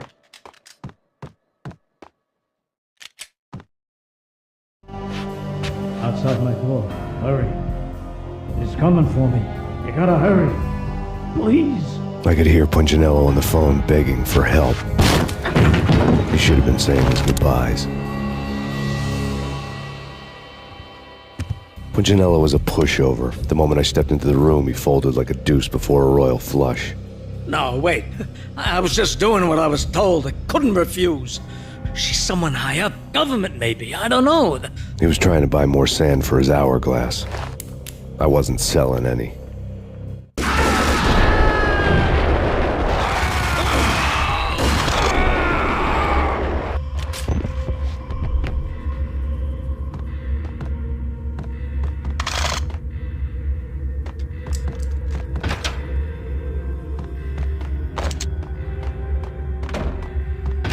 Drop it. Don't move. Game over, Max Payne. I could tell when I was outgunned. It was time to take another beating. The mystery witch was a real barracuda. Trouble on dagger heels, a smoking assault rifle in her hand, and an army of killer suits behind her. How sweet. I get to kill two birds with one stone. Sooner or later, it was going to catch up with you. Mr. Payne, it's time to show you the benefits of my brew. Be a good boy now. You'd find that Lady Luck was really a hooker. You were fresh out of cash.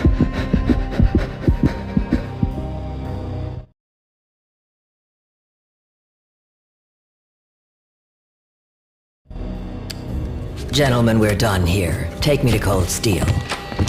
She had just given me an OD of Valkyr. I could feel green fire eating my brains. They turned to steam. They did a fade on me. I'd never had a chance. The witch had got me just as sure as if she put a gun to my head and pulled the trigger. The shadows rushed me, bruised mugshot faces hungry for revenge. They knew my weak spots and closed in for the kill.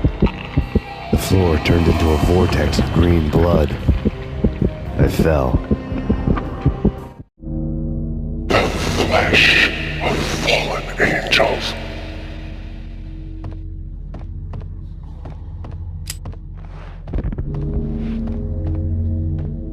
Who's there? Max? Max, is that you? Max? Where are you, Max? Please. No, please, Max, no. I'm sorry. Please don't, Max, no. Max? Where are you, Max? Please. The letter was staring at me.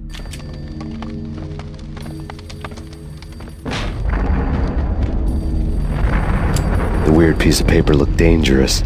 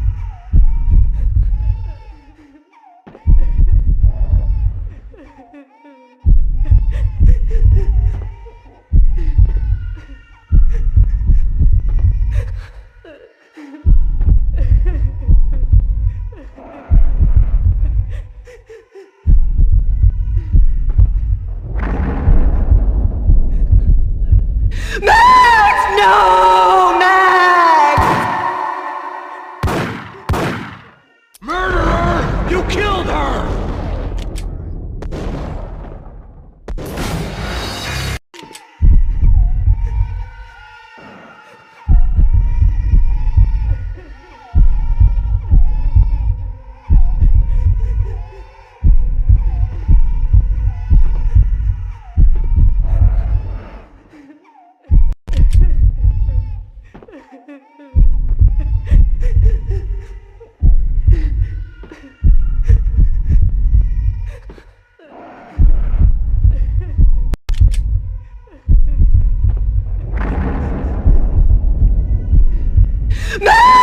No! Max! Murderer! You killed her!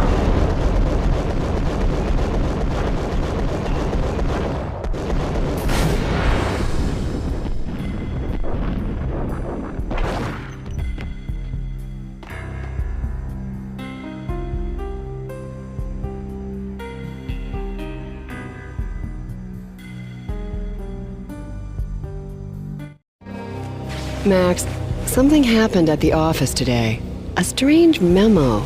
Something about Vikings. Honey, I gotta run. You can tell me all about it this evening. Have a nice day, darling. The bullet holes were rubies on her chest, blood glowing on her ivory skin. She was so beautiful. The killer was smiling. The flesh of fallen angels. Slowly, the green nightmare faded, leaving dark stains on my soul that would never come off. I felt like flatlining. I was all shook up. I woke up in a cold sweat, sick and tired to the bone, lying in a puddle of my own puke. The hag had said take me to Cold Steel before it had all gone crazy. It was a clue, the only one I had. It took me forever to crawl back to my feet and hit the road, but when I did, I drove straight to Cold Steel Foundry outside the city. There was a whole lot of action around the place for a freezing winter night. Trucks coming and going, men running. I had the drop on the mystery witch. She thought I was dead. I was on her blind side. I was going in. The bad trip had put me in a crazy mood, adrenaline pumping through my aching veins. Staggering on the mill roof in ice and snow and wild wind, I was a ninja. My kung fu was strong.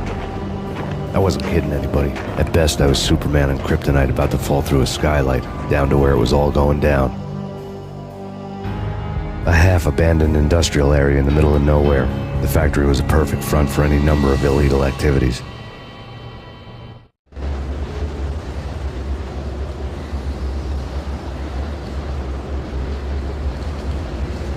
In the belly of the plant, molten metal boiled and bubbled like a witch's brew.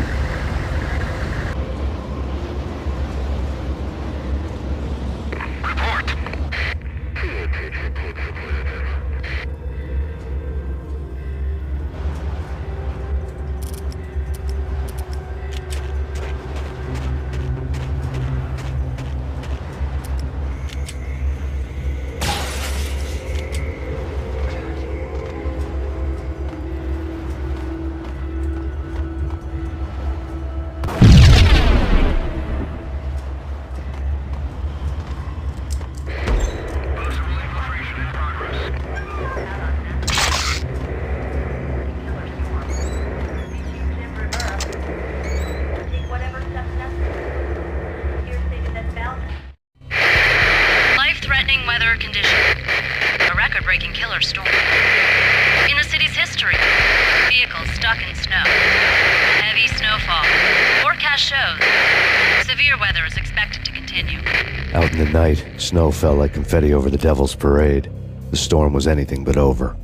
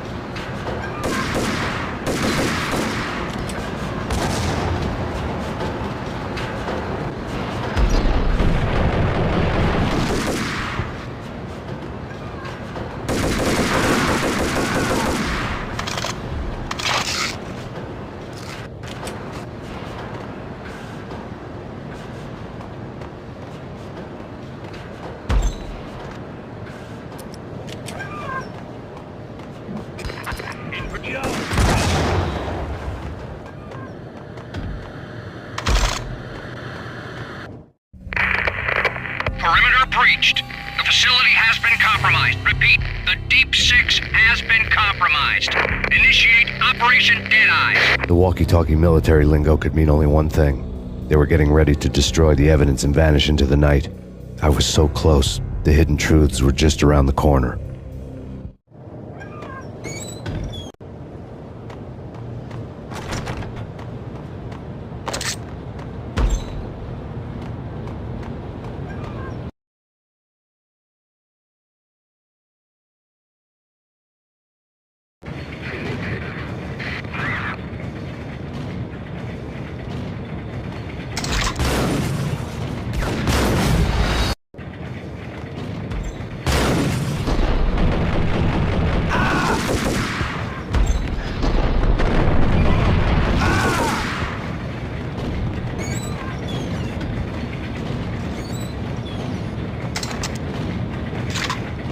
The folder on the table told a grim tale. The mercenaries were running a tight operation, paperwork and all. Merchandise missing again. A chemist had tried to smuggle it out for his own private party. Locked him up in cell B7 in D6's old test facility to wait for proper processing. I was close enough to hear the secrets, just beyond the next doorway.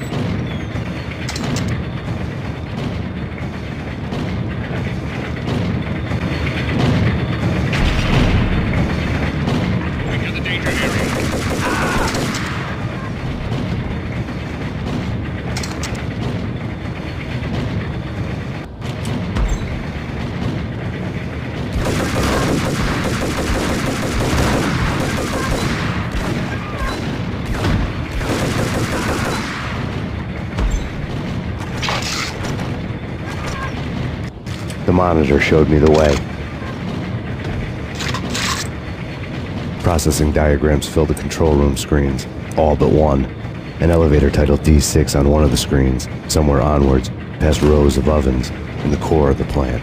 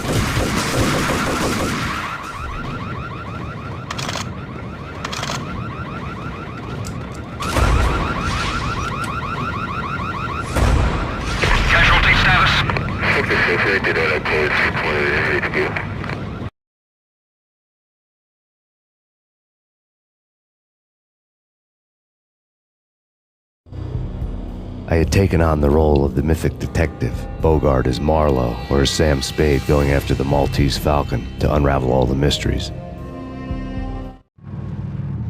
Following a path of clues to that final revelation, even if it would take me down to the cold, cavernous depths of a grave. can't do this. My men are still inside. Do you have any idea why this is called Operation Dead Eyes?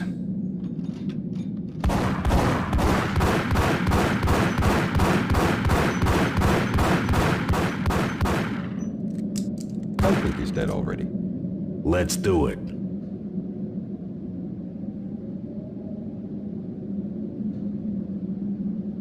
Attention all personnel. The self-destruction sequence has been initiated. Evacuate the complex We've got immediately. company. The self-destruction sequence has been initiated. Proceed to the nearest exit immediately.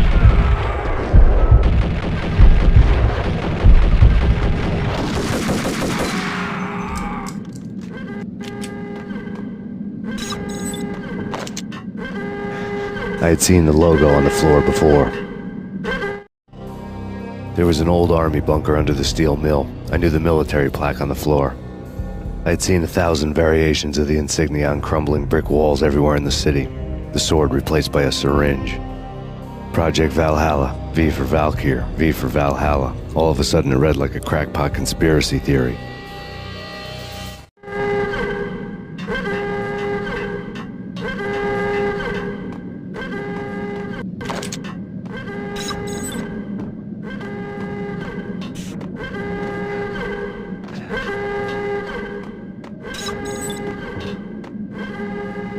Abort! The self-destruction sequence has been initiated.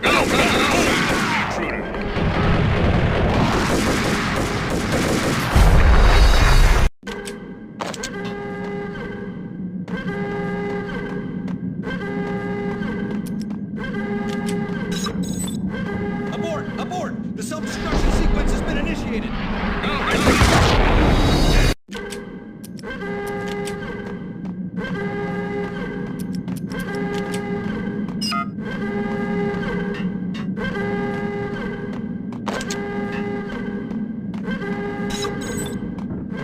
Abort! The self-destruction sequence. Go!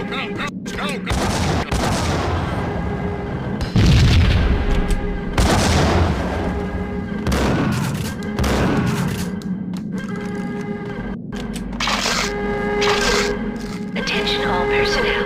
The self-destruction sequence has been initiated. Proceed to the nearest exit immediately.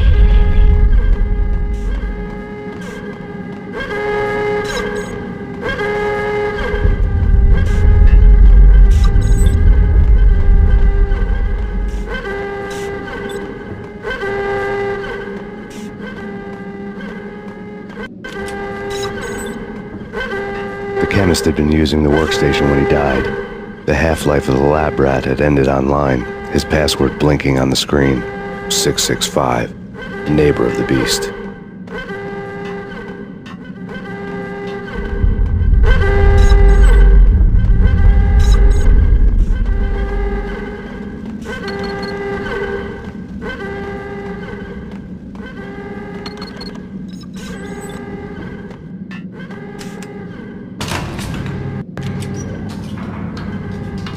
Attention all personnel. The self-destruction sequence has been initiated. Proceed to the nearest exit immediately.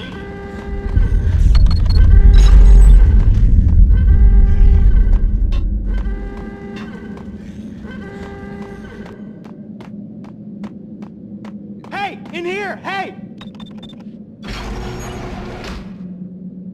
Thanks. I thought I was gonna die in there for sure. I need you to get me through the decontamination chamber airlock.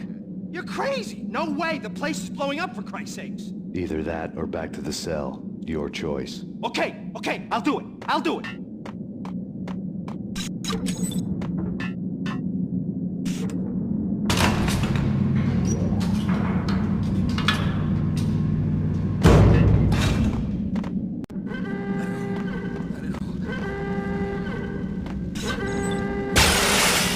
We're dead! Attention all personnel. The self-destruction sequence has been...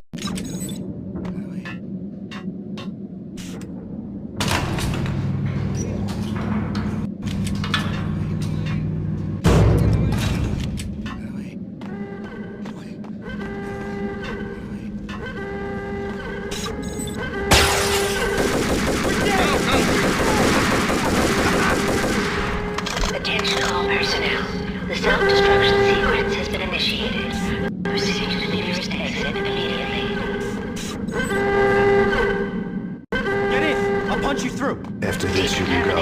You're a free man. Decontamination code.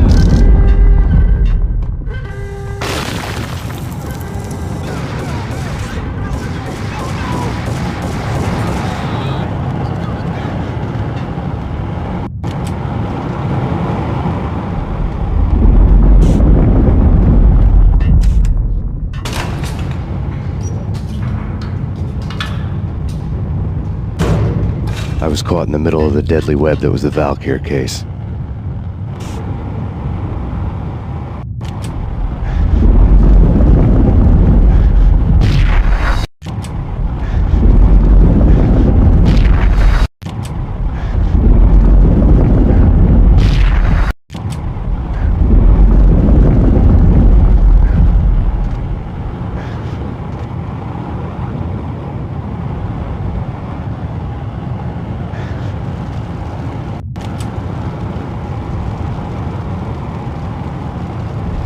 One of the lab terminals had the project.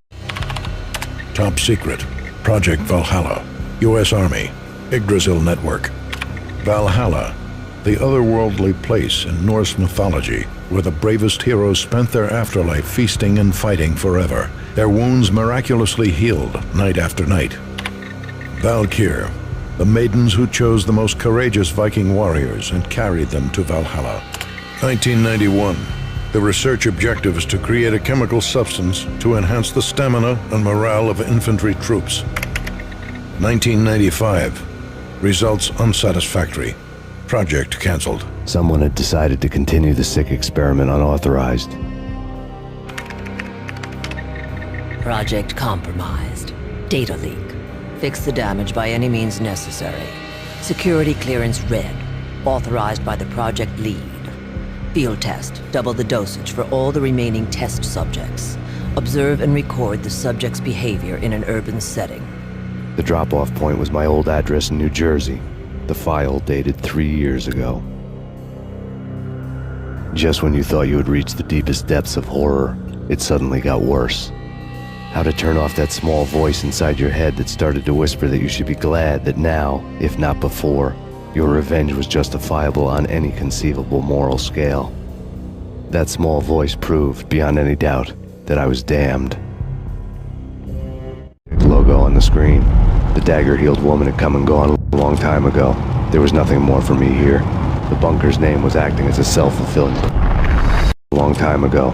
There was nothing more for me here. The bunker's name was acting as a self-fulfilling prophecy.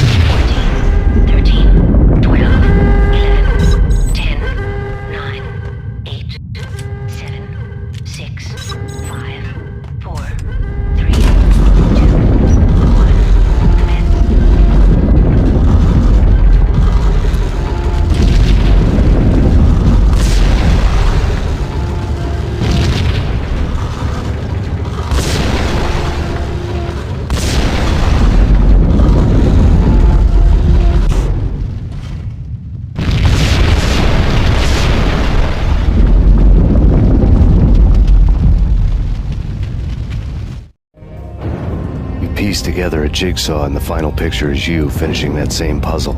A mad, green-eyed killer standing behind you. An urban legend come true. The Project Valhalla test subjects had been the mad junkies who had murdered my loved ones. The rest was simple body count math. It all pointed to her. Ms. Valkyr. The factory went up in a fiery inferno behind me. All my leads were dead, turned to smoke and dust. I had lost my way. I hadn't slept in a million years.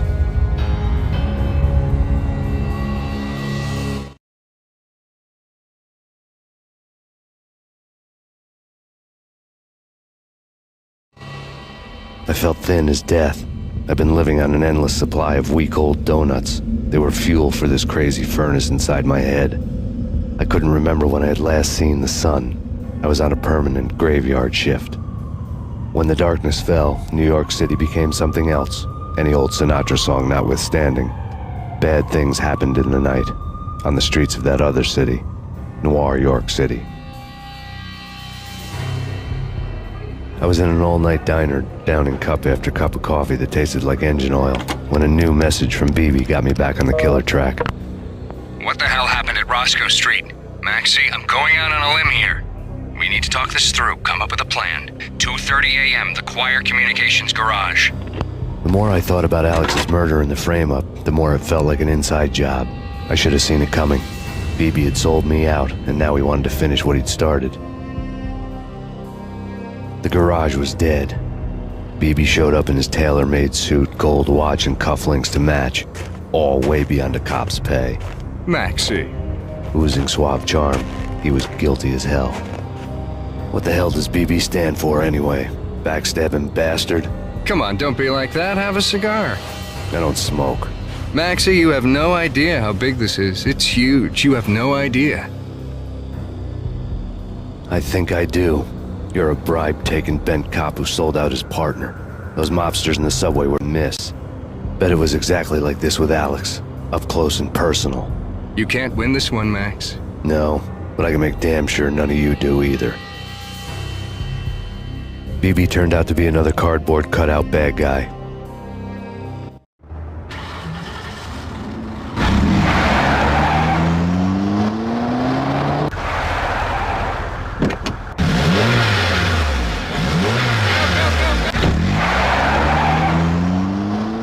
A bad cop on the take.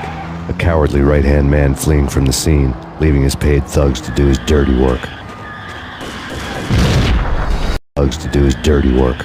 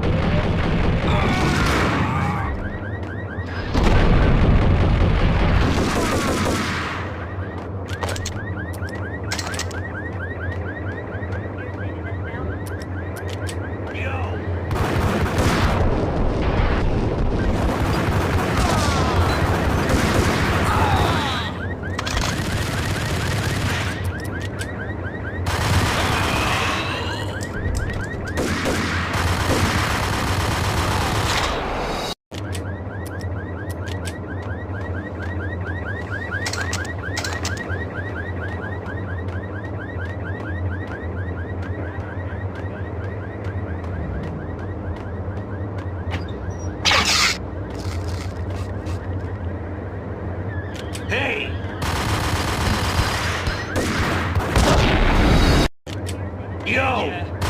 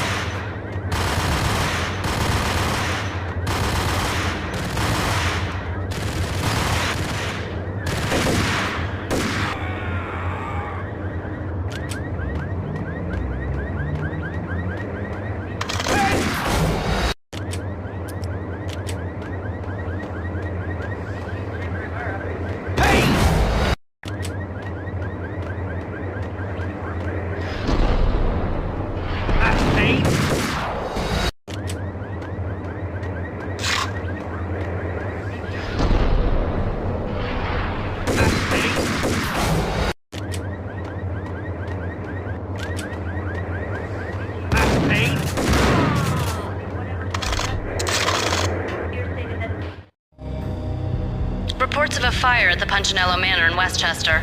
The manor is the home of Angelo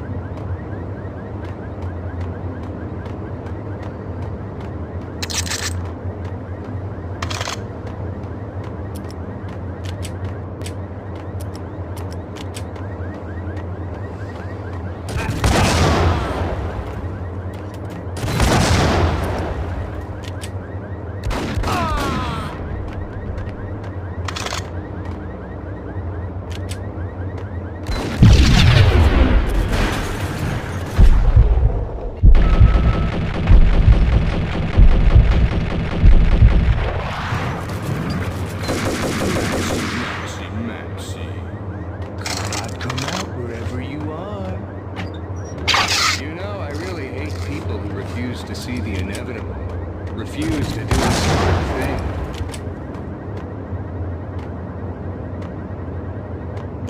No, I must do the right thing.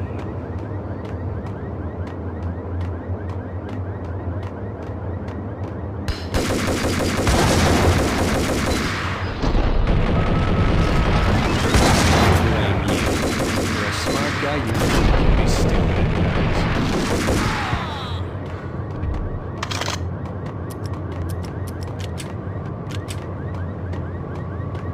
The payphone started to ring.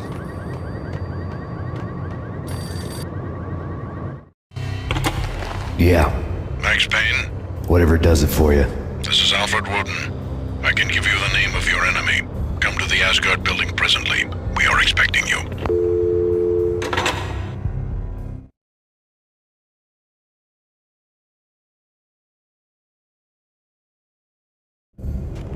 Woden was waiting for me on the steps of the old building. Mr. Payne, let's go inside.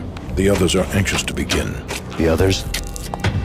Despite the general misconception, this building actually predates the City Hall by 2 years, thus being the oldest municipal building still in use here at the foot of the Brooklyn Bridge. No kidding. The old man played tour guide as he led me through a dark domed hall. The answers I was after loomed large ahead. Mr. Payne, I would like to introduce you to my colleagues in what we call the Inner Circle. You've been watching too much X-Files. You have seen the files on Project Valhalla. We can fill the gaps, provide you with the information missing from those files. We were all involved in the early stages of the project during the Gulf War. What's the catch?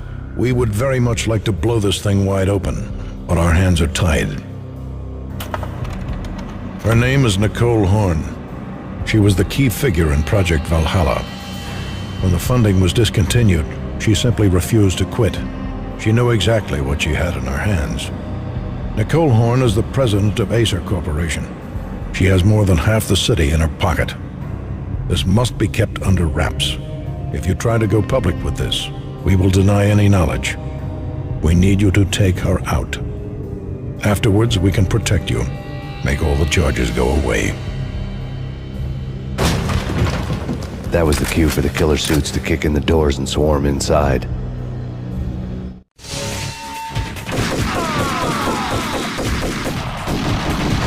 It was an impressive floor show, but I decided to leave early anyway. It was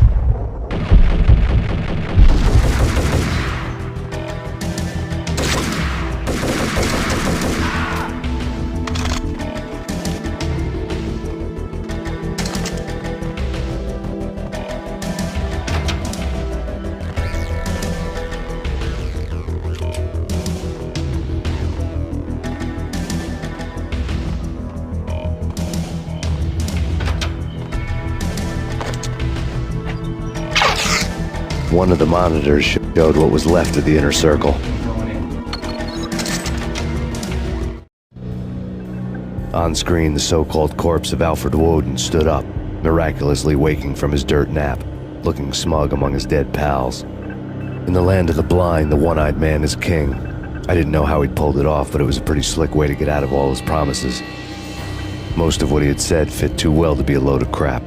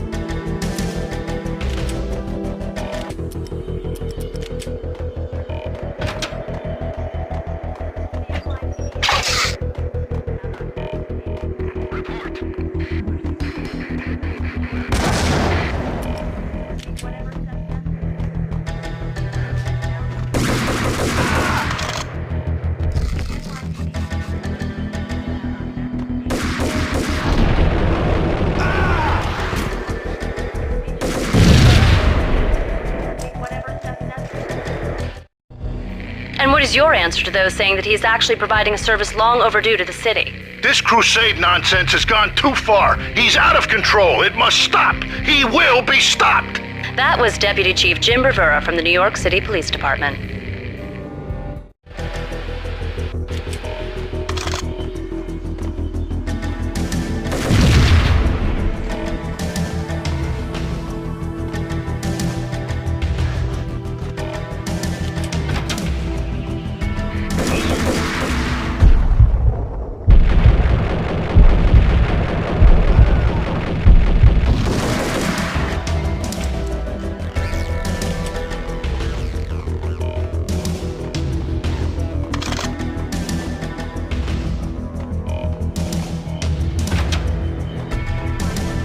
A videotape lay on the desk. Nicole Horn had blackmailed the inner circle into silence. The tape came with a curt extortion note on a piece of expensive paper.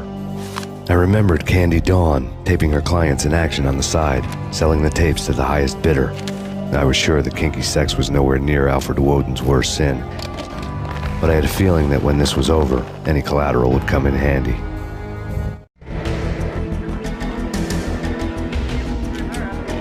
Woden had left me a present. Woden had taken care of my mission preps with military precision. The critical areas in the Acer Corporation headquarters blueprints were circled in red. The president's office was at the top of the building, right below her penthouse suite. The elevators were controlled by a security computer, part of the mainframe located underground below the building. The high-rise was sealed as tight as a sci-fi fortress.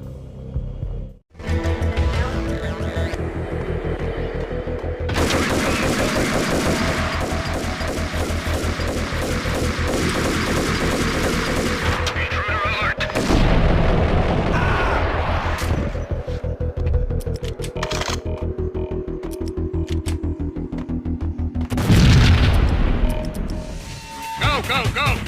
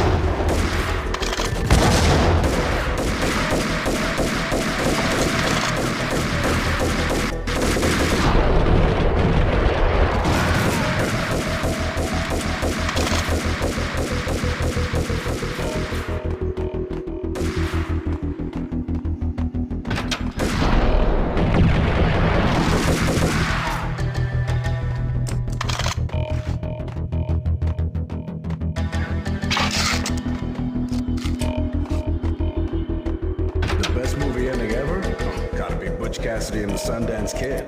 A hero's end. Going... No!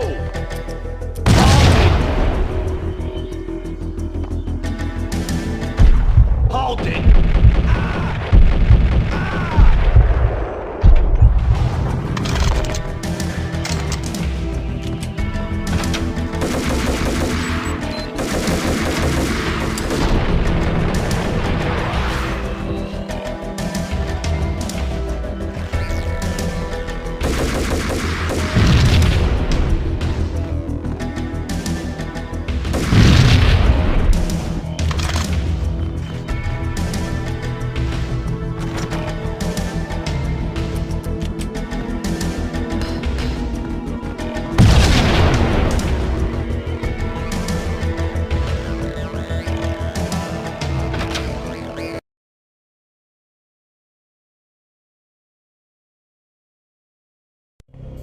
I had dreamed of revenge. Those dreams were always nightmares, of coming close and then failing.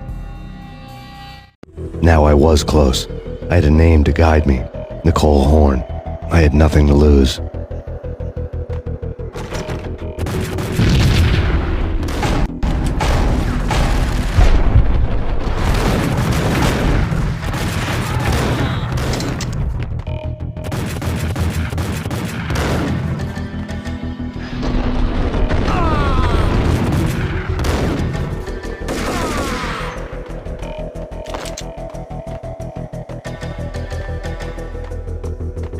The Inner Circle had quite a track. Project Valhalla had not been the only thing the Inner Circle had been involved in. There were rows of cabinets full of files. Record.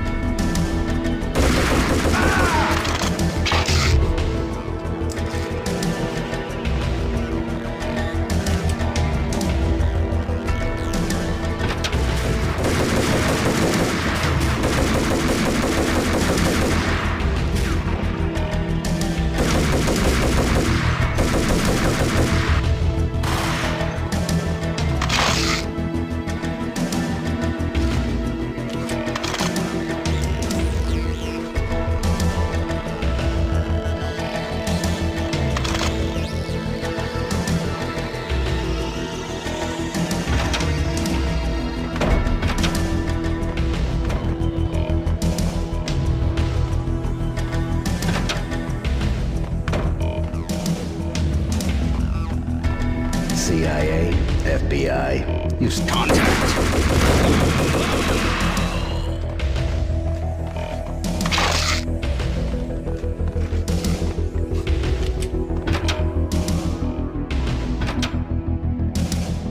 Take him down. Shoot to kill. Let's finish this.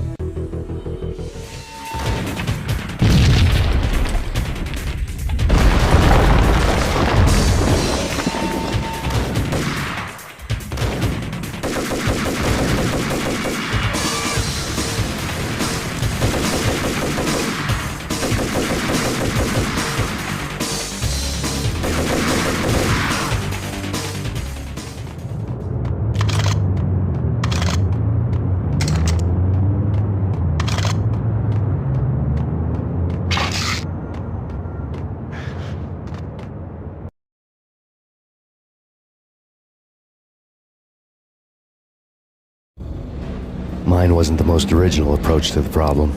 It wasn't as if it hadn't all been done before. An eye for an eye, the first principle of revenge. Old as dirt, still going strong.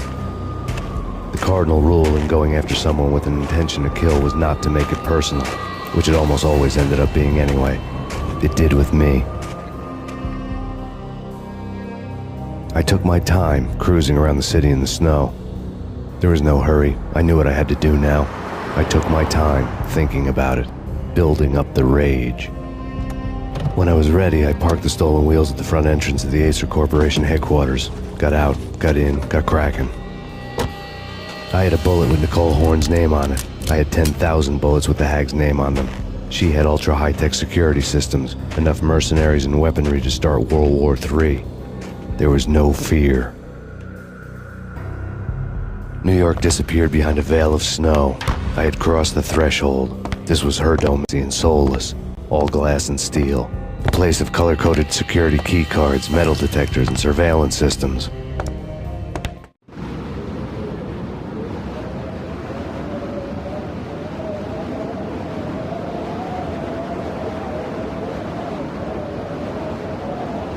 Colder than a walk-in fridge. Cold as a gun.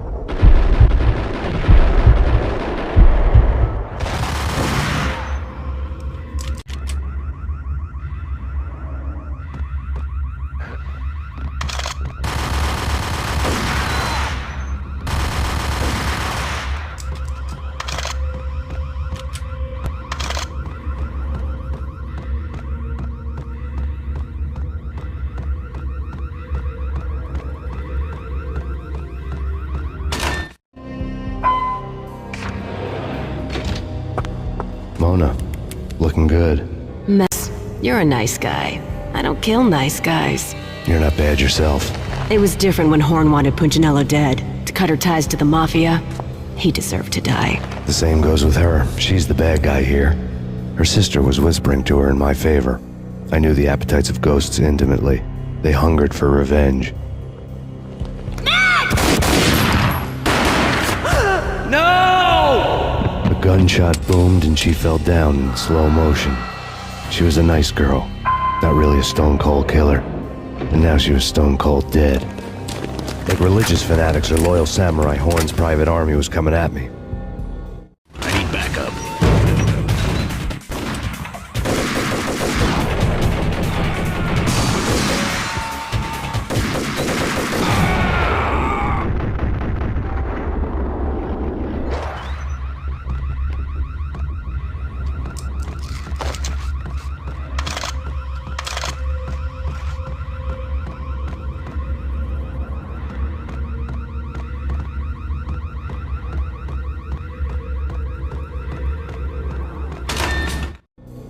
When the elevator came back down, Mona was gone. There was a lot of blood, but no body. Something clicked for the final time. My mind had never been so clear, as if somewhere high above the storm clouds were already gone, cold stars blazing from the black skies.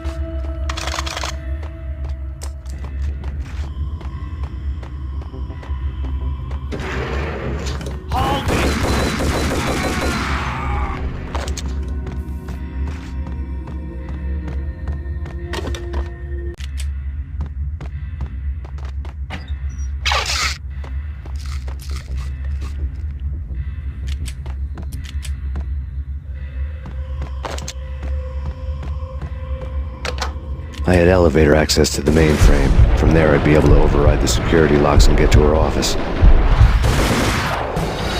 I had elevator access to the mainframe. From there, I'd be able to override the security locks and get to her office.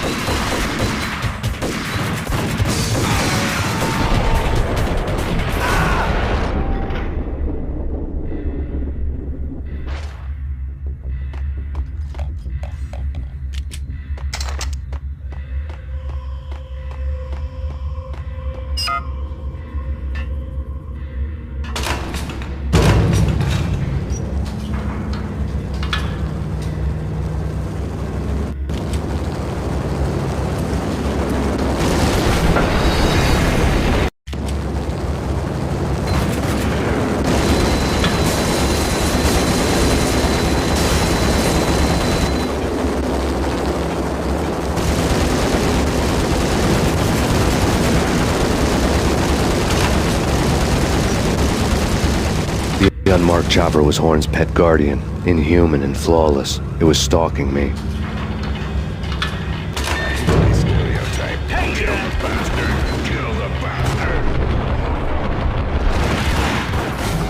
The unmarked chopper was Horn's pet guardian, inhuman and flawless. It was stalking me.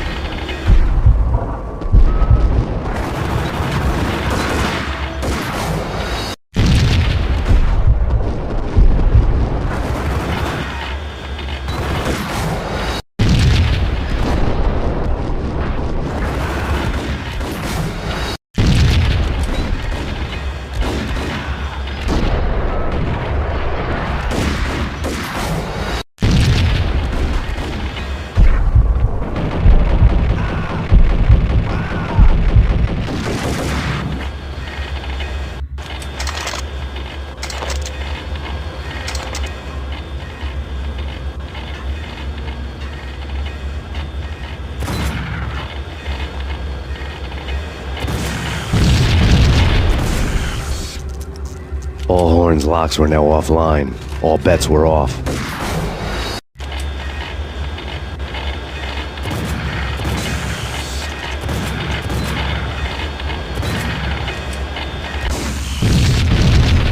All Horn's locks were now offline. All bets were off. The elevator would take me all the way up. All Horn's locks were now offline. All bets were off. The elevator would take me all the way up. All Horn's locks were now offline. All bets were off. The elevator would take me all the way up.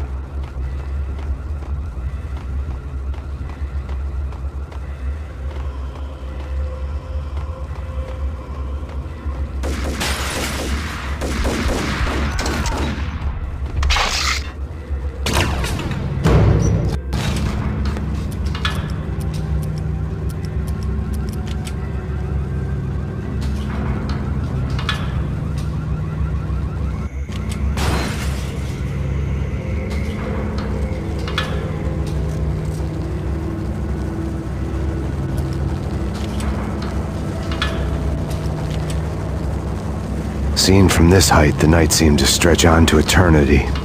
A hint of desperation had crept into the snowstorm, as if it was trying to get it all out before the end.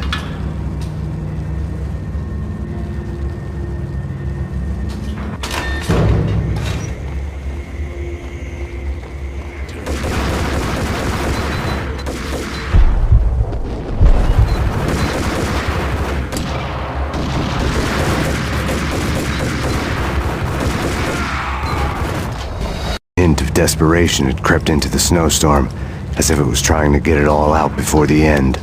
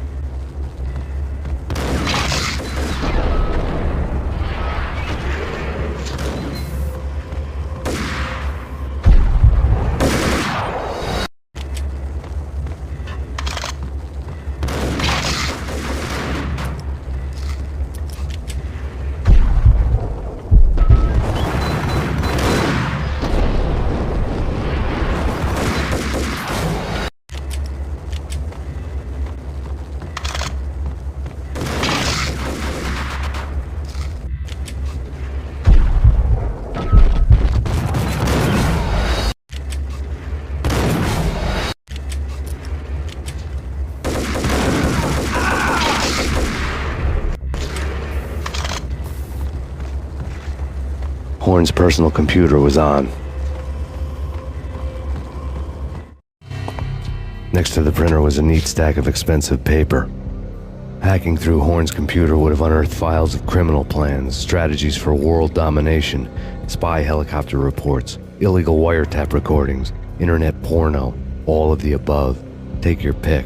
I really didn't care anymore. I had seen too much of it already.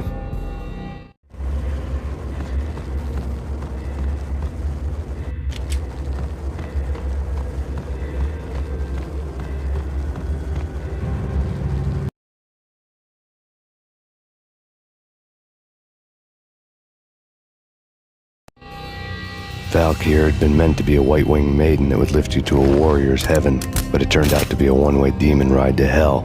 The devil was in the drug. I knew. I had met him.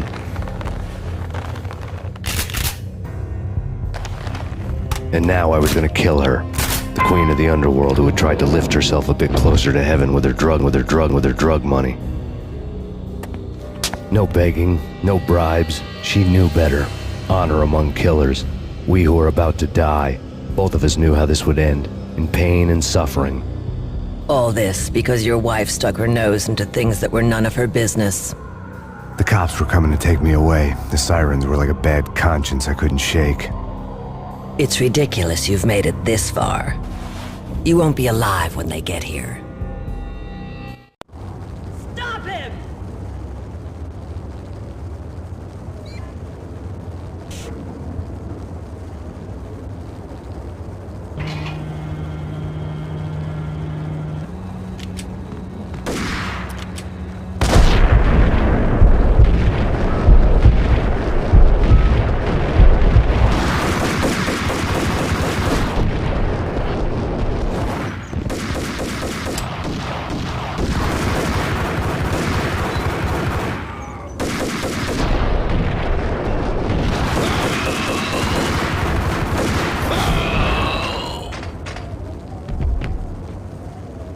The elevator lobby. Back up now.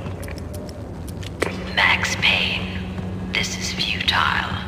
A waste of time. The deaths of your wife and daughter were necessary.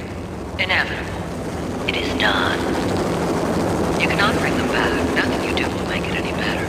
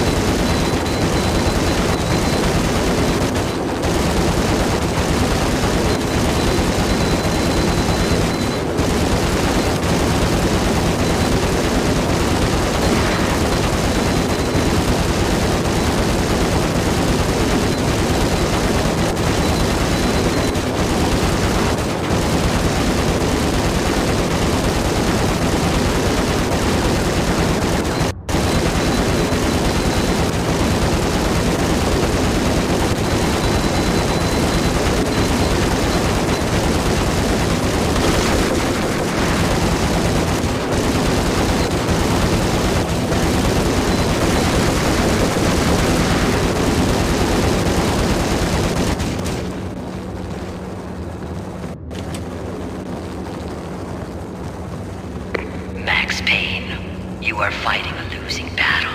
You cannot survive this. You will die. Stop fighting. Max Payne, you are fighting a losing battle. You cannot survive this. You will die. Stop fighting. Make it easy for yourself. Accept your fate. You will die here.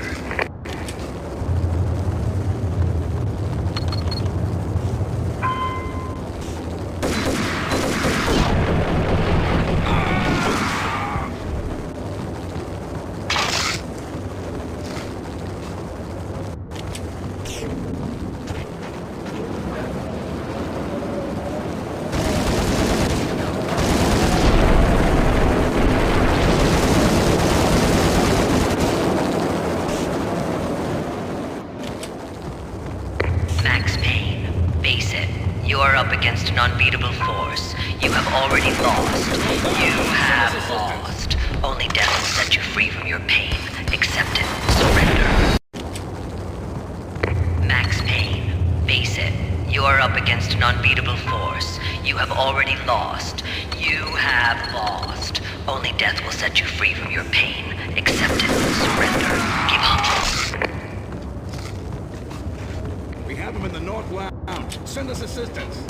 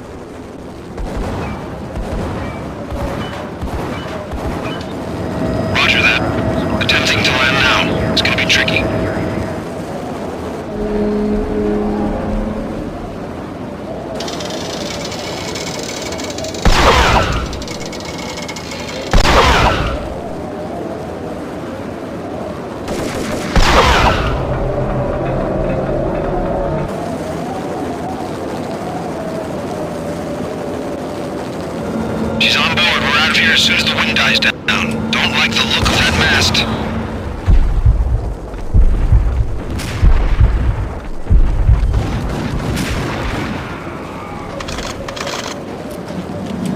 Lift off in 1 minute.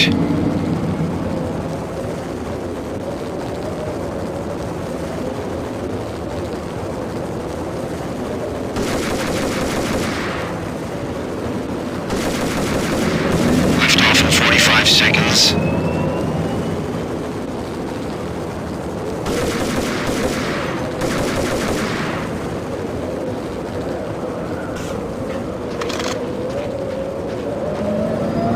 Seconds to lift off.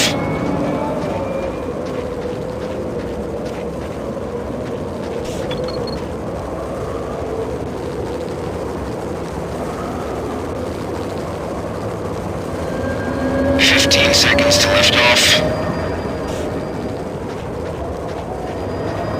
Okay, ready to lift off in 5, 4, 3.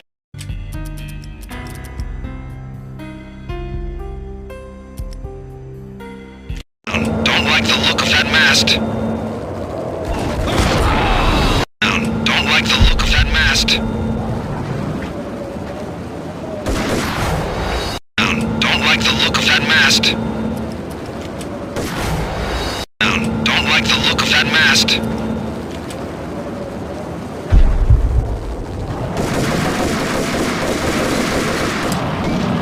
Lift off in 1 minute. Don't like the look of that mast.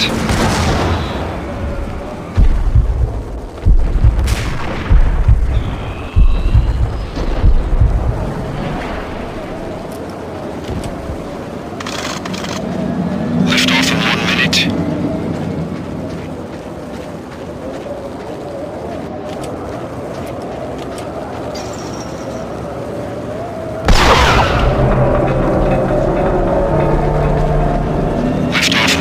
Seconds.